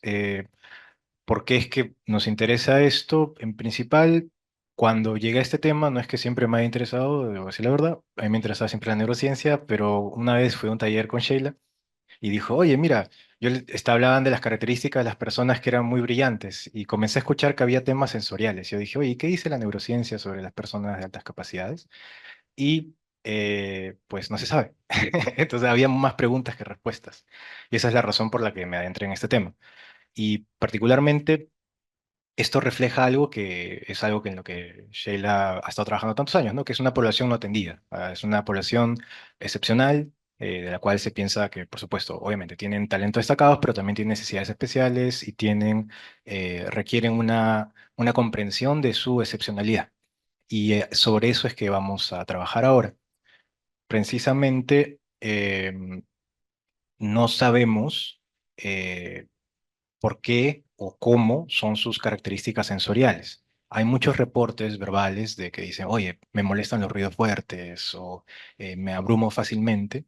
Y suele ser algo que va asociado a la identificación de las personas con altas capacidades, pero no sabemos por qué ni para qué. Em, Solo por definiciones vamos a hablar de altas capacidades, aquellas que destacan en desempeño creativo, tienen una alta motivación de logro y tienen un potencial intelectual en múltiples dominios. Ahora bien, la historia de la sensorialidad y las altas capacidades o la alta inteligencia, como se estudiaba antes, no es nuevo. Podemos hablar de estudios, por ejemplo, de Spearman de 1904, hablamos de una larga data, ¿no? Siempre la inteligencia es asociado a una mayor capacidad de discriminar estímulos sensitivamente, ¿no? Una mayor capacidad perceptual. Eh, lo que vamos a ver acá no es tanto la discriminación entre diferentes estímulos sensoriales, sino más bien si es que hay una sobrereactividad a ellos. Y eso es algo que suele aparecer. Como les contaba hace un momento, suele haber reportes de hipersensibilidad en personas con altas capacidades, y esto pudiese estar asociado a que tienen dificultades sociales o emocionales, como cambios de humor extremos, preocupación, timidez, miedos, etc. Ahora bien, hablemos de temas, un funcionamiento sensorial diferente, cómo eso escala a capacidades cognitivas superiores, ¿no? Si repasamos un poco los procesos cognitivos, sabemos que hay aquellos que son más básicos y otros de orden superior. Y normalmente aceptamos de que aquellos que están a nivel superior, la creatividad, el razonamiento, el pensamiento, de algún modo dependen de aquellos de nivel inferior. Entonces, si una persona con altas capacidades tiene capacidades sensoriales diferentes, ¿cómo así eso se relaciona con su alta capacidad justamente? Con una alta creatividad o una alta capacidad de pensamiento, razonamiento. Ese es el vacío que estamos tratando de llenar. Y un paso intermedio entre, digamos, procesos de orden eh, básico y procesos de orden superior sería la integración multisensorial, que está apenas por encima de la percepción. ¿Qué significa la integración multisensorial? La capacidad de integrar información de diferentes canales sensoriales para crear un percepto unificado. Ustedes que me están escuchando hablar ahora, no me están, no están escuchando solo mi voz, no me están viéndome solo a mí, sino ven que hay una persona que está emitiendo un sonido. Pero podrían inferir que el sonido viene de otro lado y la persona está haciendo otra cosa. Ustedes tienen un percepto unificado. ¿Cómo se altera esto? Por ejemplo, en los ventrílocos, ¿no? Han visto cuando tienes una marioneta, se puede crear la ilusión de que es el muñeco el que habla, pero en verdad es el actor, el artista que está ocultando su voz. Entonces, la integración del percepto puede ser alterada o puede cambiar dependiendo de las diferentes circunstancias. Se piensa que la capacidad de integración multisensorial escala a otras habilidades como el lenguaje, en primer lugar, y otros procesos cognitivos superiores. Entonces, el vacío de la literatura no está tanto en la parte sensorial, sino en la parte de la integración multisensorial. No hay estudios formales que evalúen la integración multisensorial en personas con altas capacidades. Y sobre eso es que vamos a enfocar este estudio. Para eso vamos a medir los dos niveles. Primero, a nivel sensorial, discriminación auditiva con audiometría, y también vamos a medir la integración multisensorial propiamente dicha. Y vamos a ver cómo se relacionan. Es decir, una mayor discriminación auditiva o sensibilidad auditiva apuntaría a una mayor capacidad de integración multisensorial, una más fina, una distorsionada, y eventualmente cómo eso se relaciona con las altas capacidades de un grupo de estudiantes. Algo importante también es que, por supuesto, eh, dentro del grupo de altas capacidades caracteriza la excepcionalidad. Hay algunas personas que tienen lo que se llama doble excepcionalidad, es decir, que tienen una condición neurodivergente además de su alto rendimiento, sus altos talentos. Por tanto, también vamos a considerar eso en el estudio. Entonces, tomamos a estudiantes de Lima en un programa de becas y estudiantes regulares. Vamos a descartar problemas de audición, falta de sueño o algún trastorno neurológico psiquiátrico diferente al TEA por autorreporte. Y acá tenemos una muestra pequeña de este grupo de estudiantes becados. El grupo de control de estudiantes regulares todavía está pendiente. Para medir la sensibilidad auditiva utilizamos un audiómetro profesional de esta marca, Resonance, y seguimos un protocolo de audiometría de tonos puros. Probablemente todos en una escuela de manejo o algo así han tomado esta prueba que les piden levantar la mano a diferentes volúmenes y cuando no escuchan, no levantan la mano, cuando escuchan, levantan la mano. Hay un protocolo internacional que la hace la Sociedad Británica de Audiología y otra es el nivel de incomodidad frente al ruido. Es decir, qué tan fuerte tiene que estar un sonido para que te comience a incomodar. Es un reporte subjetivo finalmente. Entonces lo que hacemos es elegimos una frecuencia y vamos subiendo el volumen hasta que la persona diga, oye, ya me está incomodando. Evaluamos frecuencias a 1000 Hz, 2000, 4000, 8500 y 250, de acuerdo al protocolo. Y también medimos un paradigma de integración multisensorial. Sobre estos hay muchísimos. De hecho, esta idea del ventríloco también se convierte en tarea experimental, pero acá utilizamos uno que se llama la ilusión de los dos flashes. ¿Qué significa eso? Presentamos primero un estímulo. Así tenemos. Tenemos un estímulo auditivo, un bip, como suena un bip, y mostramos un destello, un flash. El tono va a durar 7 milisegundos y el destello 12 milisegundos. A continuación vamos a presentar solo un segundo sonido y no presentamos un flash. Como el nombre dice, la ilusión de dos flashes consiste en que en algunas ocasiones vas a percibir un segundo flash, que nunca se mostró. O sea, la pantalla nunca lo mostró, pero uno cae en la ilusión, por asociación entre el primer flash y el primer sonido que hubo. Se suele presentar este efecto mientras más cercanos en el tiempo sean los dos estímulos auditivos. Cuando hay menor distancia temporal entre ambos estímulos, vas a tender a caer en la ilusión. Esto nos pasa a todos. De hecho, es saludable que ocurra, por cómo funciona nuestra percepción, y la ilusión va a ir teniendo un gradiente y va a disminuir hasta conforme aumente el tiempo. Normalmente se ajusta una sigmoide, se calcula el punto central y la pendiente para evaluar cómo es el comportamiento de esta curva psicométrica. Eh, Además, tomamos una medición de sintomatología TEA, una escala que se validó en Argentina, que por cómo están formulados los ítems, alude mucho a la experiencia sensorial y encontramos como muy apropiada como un posible covariante de estas mediciones. Bueno, este protocolo pasó por aprobación del Comité de Ética. Bueno, accedimos a estudiantes por redes sociales y a través de un programa de becas y aplicamos una ficha de demográficos, la prueba de sintomatología TEA, las pruebas de geometría y finalmente la integración multisensorial con la ilusión de los dos flashes. Aquí solo son resultados preliminares. Estos son la sensibilidad auditiva en altas capacidades. Estamos colocando en línea roja con cuál sería el rango auditivo normal, de acuerdo a esta referencia, o esperado. Y vemos que en el caso de altas capacidades se va acercando hacia los límites inferiores. Puede ser esa indicación que sean mayores, tenga mayor sensibilidad. Igual todavía nos falta comparar con un grupo control en las mismas condiciones en las que fue medido. Otro resultado que tenemos es la integración multisensorial. Eh, Hay un elemento que se llama la ventana de integración, donde ocurre la integración, temporal window of illusion, la ventana de tiempo donde ocurre la ilusión, que es el punto medio de la sigmoide que les mostré hace un momento. Y vemos que en el caso de las altas capacidades, aparentemente tenemos una ventana de tiempo de la ilusión mayor a la del grupo control en una medición muy similar, una réplica en otra población. Entonces, aparentemente ocurriría la ilusión en mayor tiempo, es decir, por más que los estímulos estén cada vez más lejos, este grupo podría caer más frecuentemente en la ilusión. ¿Qué más? Y igual no podemos hacer una interpretación tan directa de esto porque tenemos que el puntaje de TEA puede ser un covariante. De hecho, quizá este es el resultado más importante. Vemos que a mayor puntaje de TEA vamos a tener una menor propensión a la ilusión.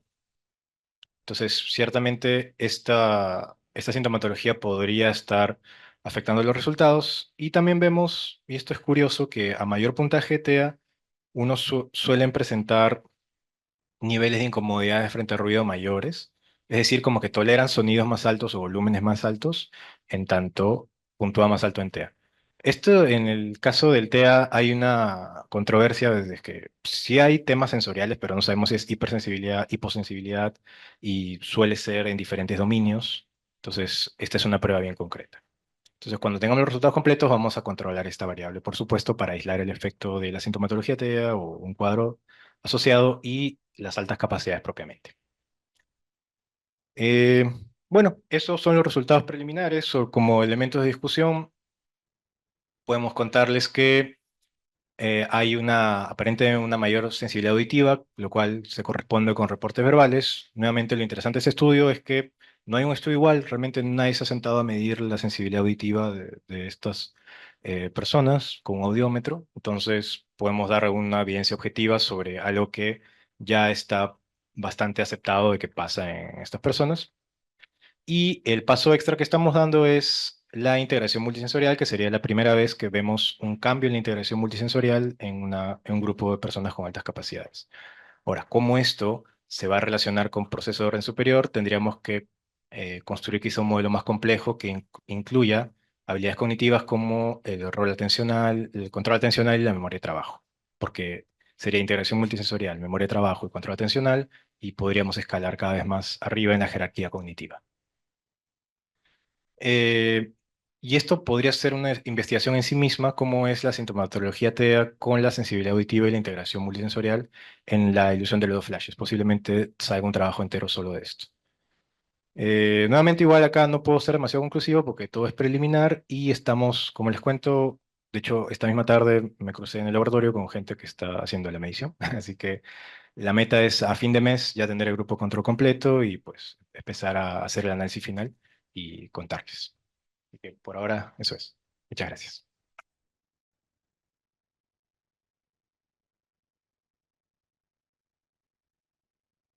Agradecemos al profesor Paredes por su presentación. Y ahora sí, los invito a la ronda de preguntas. Por ejemplo, podemos invitar a todos nuestros expositores a pasar a la mesa, por favor.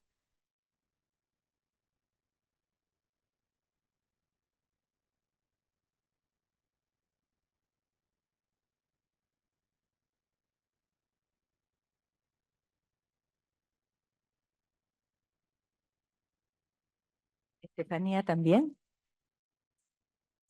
Ah, bueno.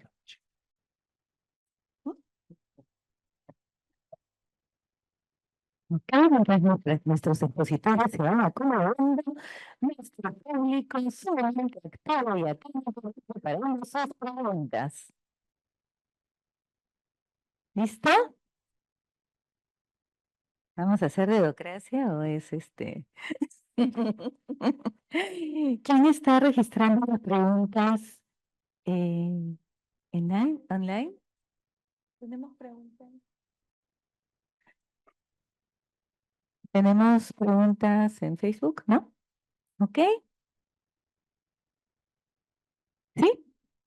¿Hay alguien que está levantando la mano? Elizabeth, ¿tú le pasas el micro? Ok, vamos a darle un tiempo para que termine de formularla entonces. Me pareció sumamente interesante el hecho que haya tanto interés en estudiar las relaciones o los vínculos que pueden existir entre las prácticas de crianza diversas, ¿verdad? Sea cual fuera el modelo que sea elegido, y los procesos de desarrollo de niños y adolescentes, niños, niñas, adolescentes, ¿verdad?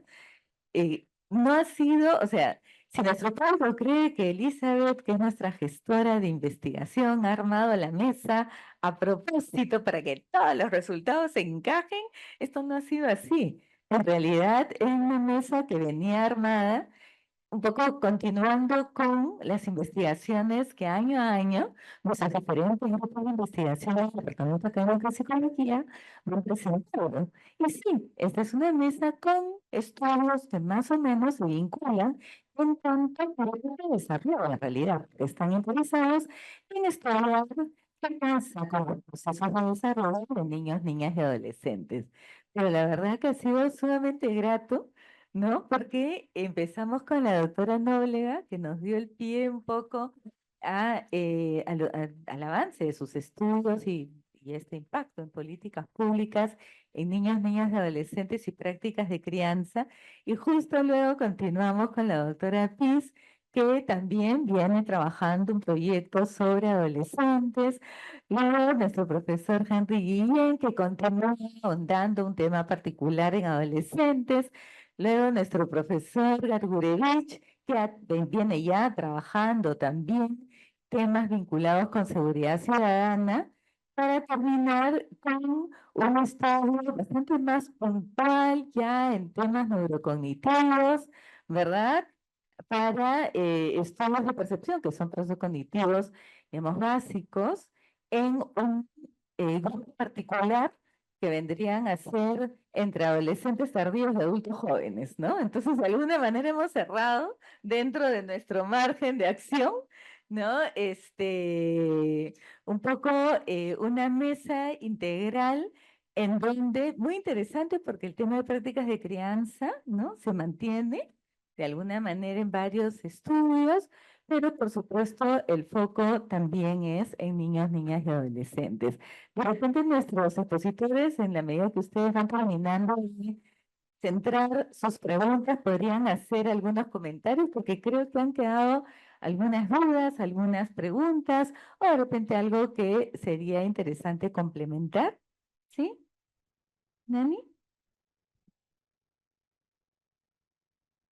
Democráticamente, porque ella se quedó con una pregunta, ¿se acuerdan? Cuando terminó Magali de hablar, ella dijo, yo me quedo con preguntas también. No, me parece, creo que haciendo eco de lo que dice Sheila, me parece muy interesante cómo nos preocupa la crianza, ¿no? Cómo buscamos comprender la crianza. Y creo que partiendo quizás de la premisa de, de cuán móvil es ese tema en el tiempo, porque es difícil, como objeto es interesante porque hay que separar de un lado lo que son procesos culturales, como Rafael también, pero también cambios generacionales en maneras de criar. Porque mucho de lo que presenta Magali supone también una remirada del género. Entonces estamos hablando de padres que ya miran su propia manera de ser padre de otra manera.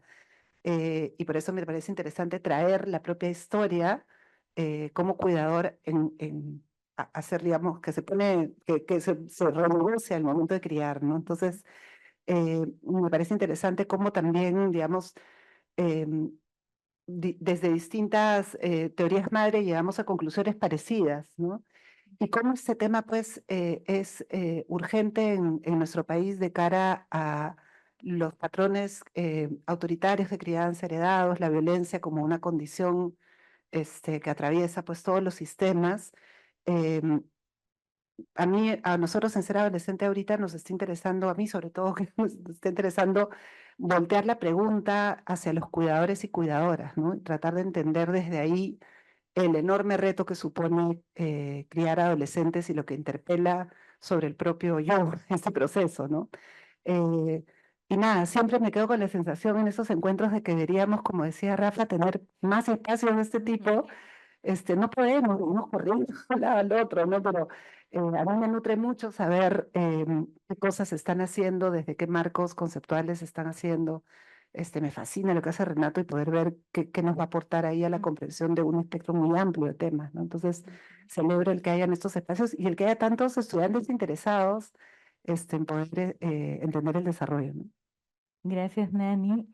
Y a raíz un poco de tu comentario, creo que es importante ir más allá a veces de lo que cada uno de nosotros opina desde su propia mirada, se problematiza en términos de los problemas peruanos a los que queremos atender, desde, obviamente, la postura metodológica, teórica que cada uno de nosotros maneja, pero que nos obliga también a transformarla y a abrirnos a lo que está pasando hoy día en el mundo, ¿no? Cuando pensamos con Renato en hacer este estudio, decíamos, pucha, estamos alucinando, ¿no? O sea, realmente comenzamos a buscar y no había en el mundo nadie que se hubiese sentado a ver qué pasa con la percepción, ¿no? Los procesos perceptivos de las personas con altas capacidades, desde una mirada neuropsicológica, digamos, con buenas prácticas metodológicas, científicas, pero parecía alucinante que nadie lo haya hecho habiendo tantos institutos de investigación en el mundo y modelos vinculados con. Y interesante porque justo he tenido oportunidad de asistir al Congreso Europeo de Altas Capacidades y ahora todo el mundo está recién pensando en que esto sería un interesante tema. Entonces tenemos que meterle 120, ¿no? A la recogida de data, porque tenemos instituciones, ustedes saben, los laboratorios, pues el Max Planck, estos laboratorios que se dedican a hacer investigación en 2 semanas, te sacan investigación en el tema, ¿no? Entonces sí, tenemos una presión ahí por apurar y por supuesto por poder construir como todos aquí presentes, ¿no? Ir construyendo nuevo conocimiento en aquellos temas que nos preocupan y que van a ayudar a resolver algún tipo de problemática peruana en nuestro país. ¿No? Parece que tenemos una pregunta en el Zoom, ¿sí?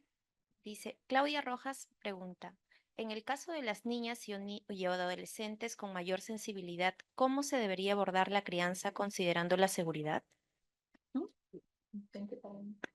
¿Es para mí? ¿Para quién? Mayor es seguridad para es, creo que es para todos. control, sensibilidad y control. Es una pregunta combinada para Rafael y para Magali. Empezando por Renato, porque justo habla de sensibilidad. Explica, Magali, por Me favor. parece que es sensibilidad socioemocional. Y tenemos acá dos manos levantadas también, sí. Vamos primero con esta pregunta. Hace un show. Yo escuché hacia allá.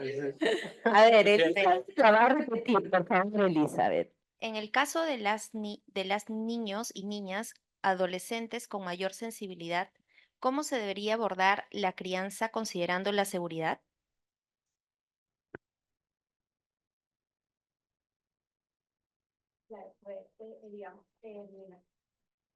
Me imagino que la sensibilidad tiene que estar referida en la pregunta, o lo voy a interpretar así para dar una respuesta, en relación a lo que podríamos denominar, digamos, como una alta necesidad y alta demanda de el que puedan leer sus propias emociones, sus propios sentimientos, ¿no? O sea, entendiendo eso, en realidad creo que la crianza con una niña adolescente que tiene esas características no debería diferir mucho de la persona que no lo tiene. Entonces, ¿por qué? Porque más bien, digamos, lo que hay de necesidad en los cuidadores es precisamente el de poder ir leyendo todas esas señales que va lanzando, sea un niño, sea un adolescente, e ir acompañando, ¿no? Más no, si bien es cierto en los primeros meses de vida, digamos, puede haber una sensación de que la mamá o el papá debe adivinar lo que le está dando el niño, porque todavía hay un poco lenguaje y porque está habiendo un momento de conocimiento en esta diada.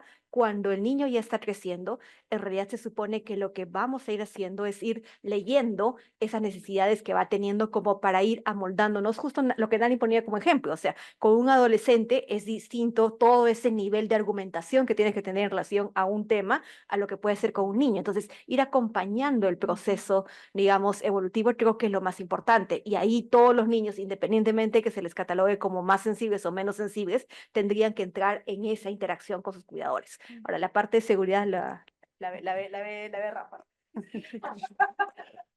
Seguridad de qué, claro, seguridad sí, del vecindario. Yo estaba pensando que tenía que ver más con el vínculo, la seguridad con el vínculo, pero si se trata del tema del vecindario, voy en línea con lo que decía Magali. En realidad no hay mucha diferencia. Es decir, si estamos hablando de una persona sensible, es así como yo lo entiendo, no hay mucha diferencia entre la manera en que podrían comportarse los padres con respecto a esta persona que es más o menos sensible que otros, ¿no? O sea, en realidad, dentro de la teoría de la autodeterminación es muy claro, el apoyo a la autonomía funciona, ¿no?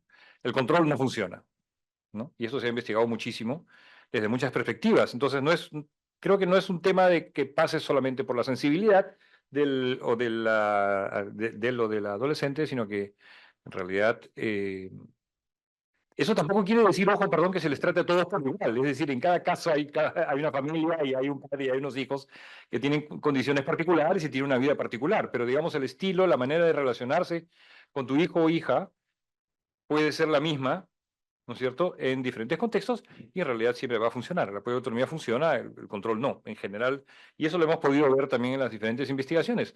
No le hemos llamado a todo apoyo de la autonomía control, pero hay diferentes estilos en los que claramente los padres se relacionan con sus hijos de una manera mucho más abierta, están dispuestos a escucharlos, ¿no es cierto?, a recibir sus emociones, a escuchar qué cosas quieren decir, a darles la capacidad de decidir sobre algunas cosas que pueden hacer, ¿no? Y decidir qué planes y qué cosas se pueden hacer, por ejemplo, frente a vecindarios inseguros, o lo que vas a hacer, o qué va a pasar si es que tú crees que algo te está pasando, haces esto, vas aquí, vas allá, me llamas, no me llamas, yo te ayudo, te espero en el paradero, o sea, ¿no? Todo ese tipo de cosas. Creo que es lo mismo con respecto a la sensibilidad mayor o menor que pueda tener un o una adolescente. Ujú. Gracias, Magali y Rafael, por sus respuestas. Tenemos 2 preguntas más de nuestro público, ¿sí? Por favor.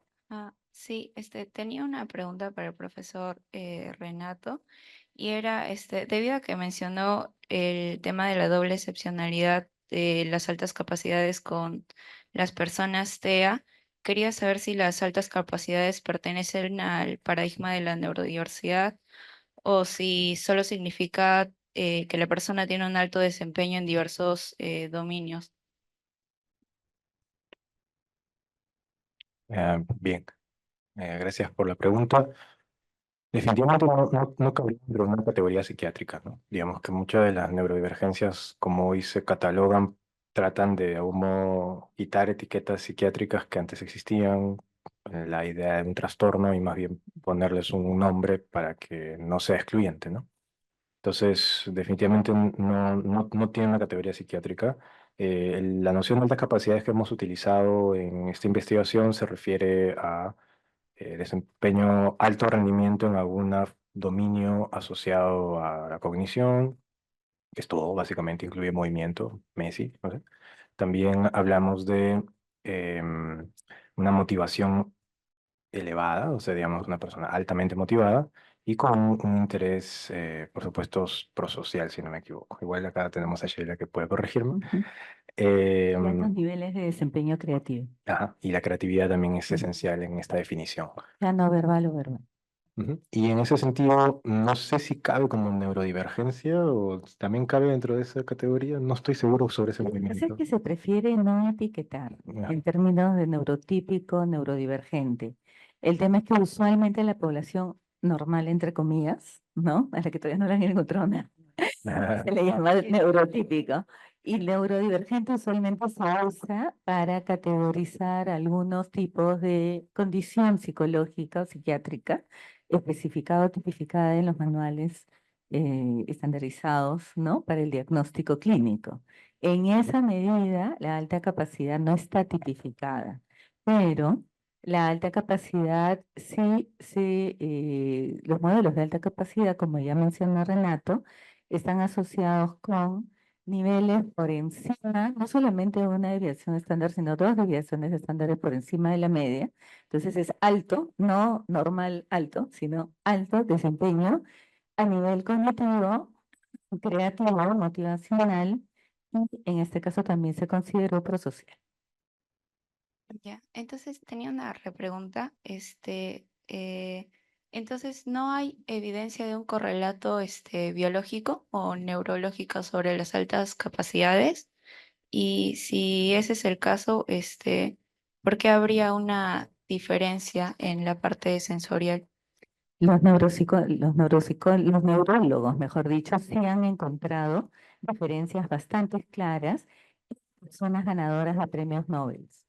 Premios Nobel vinculados con la ciencia, tecnología, matemáticas, sobre todo por un lado, y por otro lado con las artes, literatura, y ubicados más dentro de ciencias sociales, porque ustedes saben que los premios Nobel tienen unos paradigmas diferentes, digamos, a los que nosotros usualmente en la universidad usamos como carreras, ¿no? Entonces, justamente hay estudios muy interesantes de Brain y Cognition, en donde se han hecho este tipo de estudios, y lo que pasa es que no se ha estudiado específicamente el caso de estudiantes, digamos así, niños, adolescentes, niñas, adolescentes o estudiantes adultos jóvenes con altas capacidades, sino que los estudios han ido más orientados a premios Nobel porque han trascendido en su área de alguna manera en el mundo y también en los campos deportivos se usan con los ganadores de las Olimpiadas, ¿no? Se usan con primer, segundo y tercer puesto de ganadores olímpicos, con los cuales se hacen básicamente los estudios motivacionales también.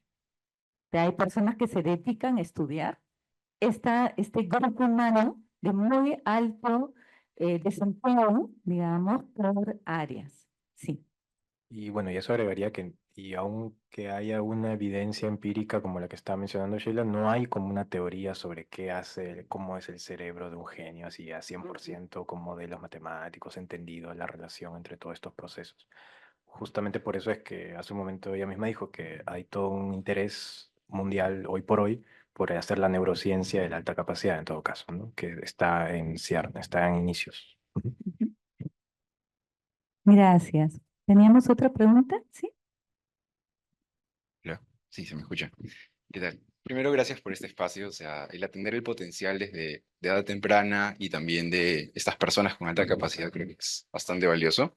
Mi pregunta va para la profesora Magali, respecto al involucramiento paterno. Tenía dos preguntas. La primera es si esta paternidad es ejercida como el progenitor o como la figura paterna. Y la segunda pregunta es respecto a, usted mencionó que esta forma de experiencia paterna deriva de experiencias tempranas. Sin embargo, yo quería consultar respecto a la resignificación de estas experiencias que ha tenido en la infancia, es mi tema de tesis también, y cómo tenemos esa capacidad para resignificar lo que vivimos y convertirlo en algún potencial. Sí, gracias por tu pregunta. Bueno, en realidad, digamos, en el estudio, lo que nosotros hemos trabajado como criterios de inclusión de los papás es que sean o padres biológicos, ¿ya? O cuidadores que pueden estar con los niños, pero que mínimamente vivan con ellos por lo menos 2 años. ¿Y por qué ponemos ese criterio?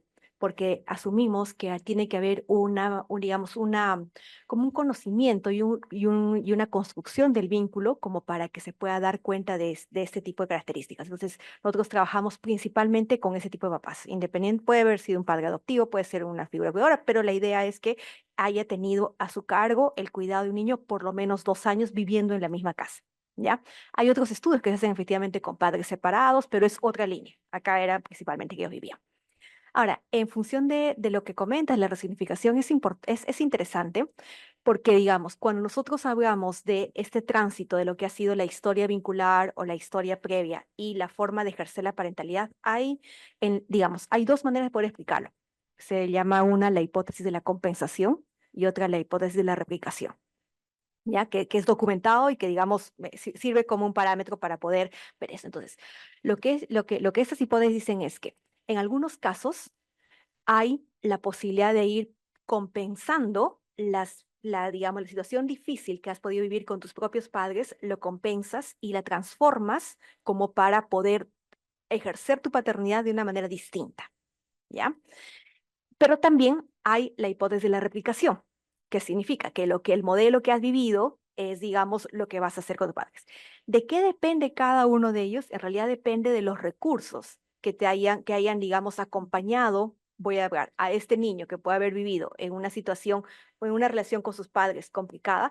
Pueden haber habido otros recursos en el contexto más allá de esas relaciones principales que puede haber hecho que haya, digamos, acumulado un capital psicológico que le permita luego resignificar, pero esa resignificación no es automática, ¿ya? Por ejemplo, en la teoría del apego se habla mucho de los vínculos reparadores. O bien has tenido un vínculo reparador a lo largo de tu vida, o bien lo que ha pasado es que, digamos, puede puede no haber habido un vínculo reparador, pero tienes un proceso terapéutico y eso te permite esa resignificación.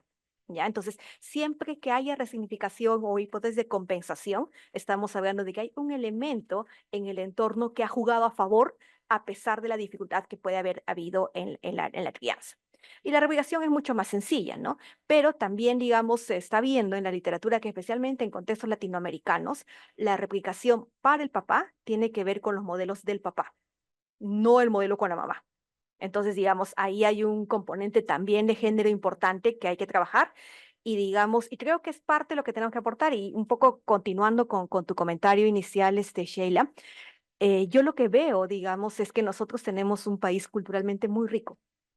Y creo que precisamente el aporte que podemos hacer ahora a la literatura internacional, que nos está mirando de esa manera, es precisamente ver cómo esas teorías que tienen ellos se reconceptualizan a partir de su contexto. Digamos, yo me doy cuenta que las publicaciones de ahora valoran eso, no quieren la replicación de lo que ellos ya saben, sino qué es lo nuevo que tú como cultura poco estudiada, contexto poco estudiado puedes aportar y ahí, digamos, trata de darle la vuelta. Y creo que el tema del control, que ha sido a lo largo de las 4 primeras presentaciones, da para eso. Sí. Porque el control en nuestro contexto no es lo mismo que el control en la literatura norteamericana, y eso se llama control sobre protección, pero para nosotros la sobreprotección tiene otro sentido distinto, ¿no? Entonces creo que ahí hay una cosa interesante que tenemos todavía mucho por explotar nosotros y darlo a conocer como un conocimiento, digamos, nuevo a la literatura hegemónica, ¿no? De acuerdo, Magali, gracias. ¿Y tenemos? ¿Podemos tener 2 preguntas breves más, por favor? Breves más. Las que ya Elizabeth identificó. Sí, porque ya estamos a 2 para las 6. Ok, eso. Bueno, antes que nada quisiera agradecer por este espacio. La verdad que me han parecido muy interesantes los aportes de toda la mesa de ponentes. En este caso tenía una pregunta para Nani. Con respecto al resultado de el estilo de crianza precarizada que se ha encontrado en el estudio, ¿cómo este tipo de crianza podría relacionarse con la construcción identitaria en la adolescencia? O si hay algún tipo de identidad que se haya construido de alguna forma particular, tomando como base las categorías propuestas por Marcia. Mejor. ¿Y la siguiente pregunta para quién es? ¿Sí? Esta pregunta era para Rafael. Ajá. Era precisamente si, como dado que el monitoreo no se ha relacionado con nada de los aspectos que ha estado estudiando, ¿ha habido otras, el porqué de esto y si a la literatura ha indicado algo al respecto? Ok, gracias, Neni. Muchas gracias por la pregunta. De hecho, nosotros en el primer estudio de ser adolescente, recogimos también a partir de, digamos, partiendo de Erickson y de las categorías de Marcia, un poco en la línea que explicaba Henry, ¿no? Desde tratar de hacer dialogar, y que es exactamente lo que ha dicho Magali ahorita, estas teorías que admiramos y que han producido tanto conocimiento, tratar de ver cómo operan en contextos como el nuestro. Entonces, lo que digamos, descompusimos las categorías de la teoría de identidad de Marcia y profundizamos, al igual que en la de estilos parentales, no solamente en lo que ocurría, sino en cómo entendían ellos y ellas las categorías de la misma teoría. Y lo que encontramos es que en términos de Marcia, lo que abunda en el Perú es lo que podríamos llamar una hipoteca identitaria, pero sobre todo, donde era mucho más claro y más visible, era en la relación con las y los cuidadores. Y estamos en la línea, justamente, que ha dicho Magali, de querer contribuir a reexplicar algunos términos de la teoría, porque sí tenemos la misma impresión de que categorías como control son distintas en nuestro contexto.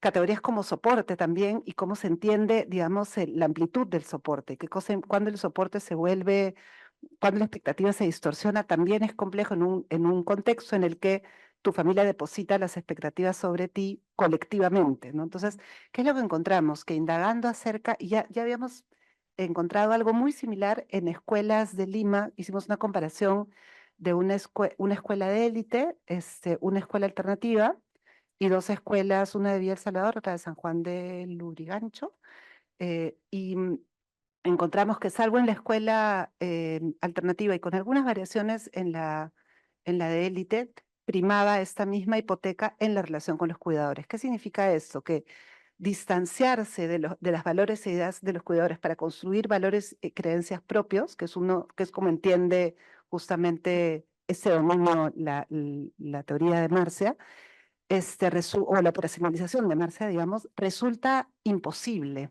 O sea, es entendido como una distancia no franqueable como los cuidadores, ¿no? Llevarse bien es estar de acuerdo, es ser iguales, digamos, consentir en lo que se plantea. Entonces, esto en ser adolescente variaba, tenía cierta variabilidad, lo encontrábamos más femenino que masculino, más rural que urbano, pero sí había una tendencia a entender que había que no hacer esta construcción propia de valores y creencias, sino que había que retomar los de las y los cuidadores. Eso desde esa teoría es hipoteca, pero es más que hipoteca, es más complejo lo que sentíamos que hipoteca. Entonces, también venimos elaborando digamos, justamente venimos trabajando ese encuentro entre la crianza precarizada como noción, digamos, ¿qué cosa tiene la crianza precarizada? Tiene una suerte o lo que hemos descrito bajo crianza precarizada, que vamos a validar ahora, digamos, psicométricamente si es que funciona, es que hay una suerte de sobreidentificación con el adulto, pero que está muy, muy sostenido en un temor a que este desaparezca, ¿no? Y efectivamente hay mucho abandono en estos hogares, ¿no? La mitad de los participantes vive con solo un cuidador, son hogares donde los roles, donde hay mucho movimiento, hay cuidadores que entran y salen permanentemente, que es lo que describe a las familias peruanas típicas, ¿no? Entonces, es en ese sentido una percepción muy mediada por esta sensación de abandono. Entonces, sí creemos que ahí hay un puente. Y voy a dejarlo acá porque se va a Seguimos en el coffee break, seguimos en el coffee break. Sí, Rafael, por favor. Sí, gracias por la pregunta. Las razones pueden ser varias. Sucede en la literatura que a veces monitoreo es importante en algunos grupos familiares. Pero esa no fue la pregunta. Voy a regresar otra vez. ¿Por qué no sale? Es en realidad la pregunta, ¿no? Es decir, si es un estilo de crianza que en la literatura funciona, ¿por qué no nos funciona a nosotros? ¿No es cierto? La explicación tiene dos aristas. Una es, claro, la explicación estadística, es decir, cuando hay varianza compartida, es decir, cuando las variables covarían de la misma manera, finalmente cuando se ponen en modelos como este, lo que sucede es lo que está sucediendo ahora, es decir, la más importante es la que tiene mayores efectos y se come, entre comillas, ¿no es cierto?, a la otra variable y por lo tanto el efecto de la otra variable desaparece. Pero eso significa algo en realidad, es decir, yo lo digo de esta manera, pero eso significa algo, significa que cuando las personas, cuando los adolescentes en este caso, piensan acerca de sus padres, le dan mucho más importancia al apoyo y la autonomía y el monitoreo pasa a ser tan de segundo plano, ¿no es cierto?, que un estilo de crianza se sobrepone sobre los otros. Entonces, la percepción, digamos, de la importancia o de la utilidad del monitoreo disminuye en comparación con la percepción de la utilidad y de la importancia y del disfrute eventualmente que alguien tendrá con sus padres cuando los padres están apoyando la autonomía, ¿no? Entonces, esa falta de efecto en realidad tiene un significado en la vida de las personas que es la que hay que considerar, porque claro, los efectos se ven muy simpáticos, a lo mejor no tan simpáticos para todos, pero digamos que se ven muy simpáticos, pero eso significan cosas en la vida de la gente y eso es lo que hay que aprender a significar, hay que darle significado. Espero haberte respondido. ¿Sí? Muchas gracias. Muchísimas gracias. Bueno, lamentablemente ya no nos queda tiempo para más preguntas. A nombre del Departamento de Psicología y por supuesto el Vicerrectorado de Investigación de la PUC, agradecemos a cada uno de nuestros y nuestras invitadas por compartir sus conocimientos y experiencias. Las y los invito a participar en la segunda mesa redonda, Reflexiones de la Psicología en diferentes contextos, que se realizará el próximo lunes 16 en este mismo horario en el aula polivalente B100, que es esta misma aula. Les agradecemos a todos y todas por acompañarnos y por supuesto los invitamos a disfrutar del coffee break que tenemos para ustedes. Ahí podremos seguir preguntando, comentando con nuestros y nuestras invitadas. Muchísimas gracias y que tengan una excelente tarde. ¿Foto? Ok.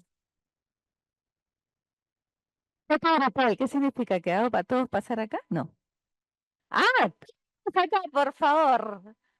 A decir cheese, whisky, pisco, lo que quieran.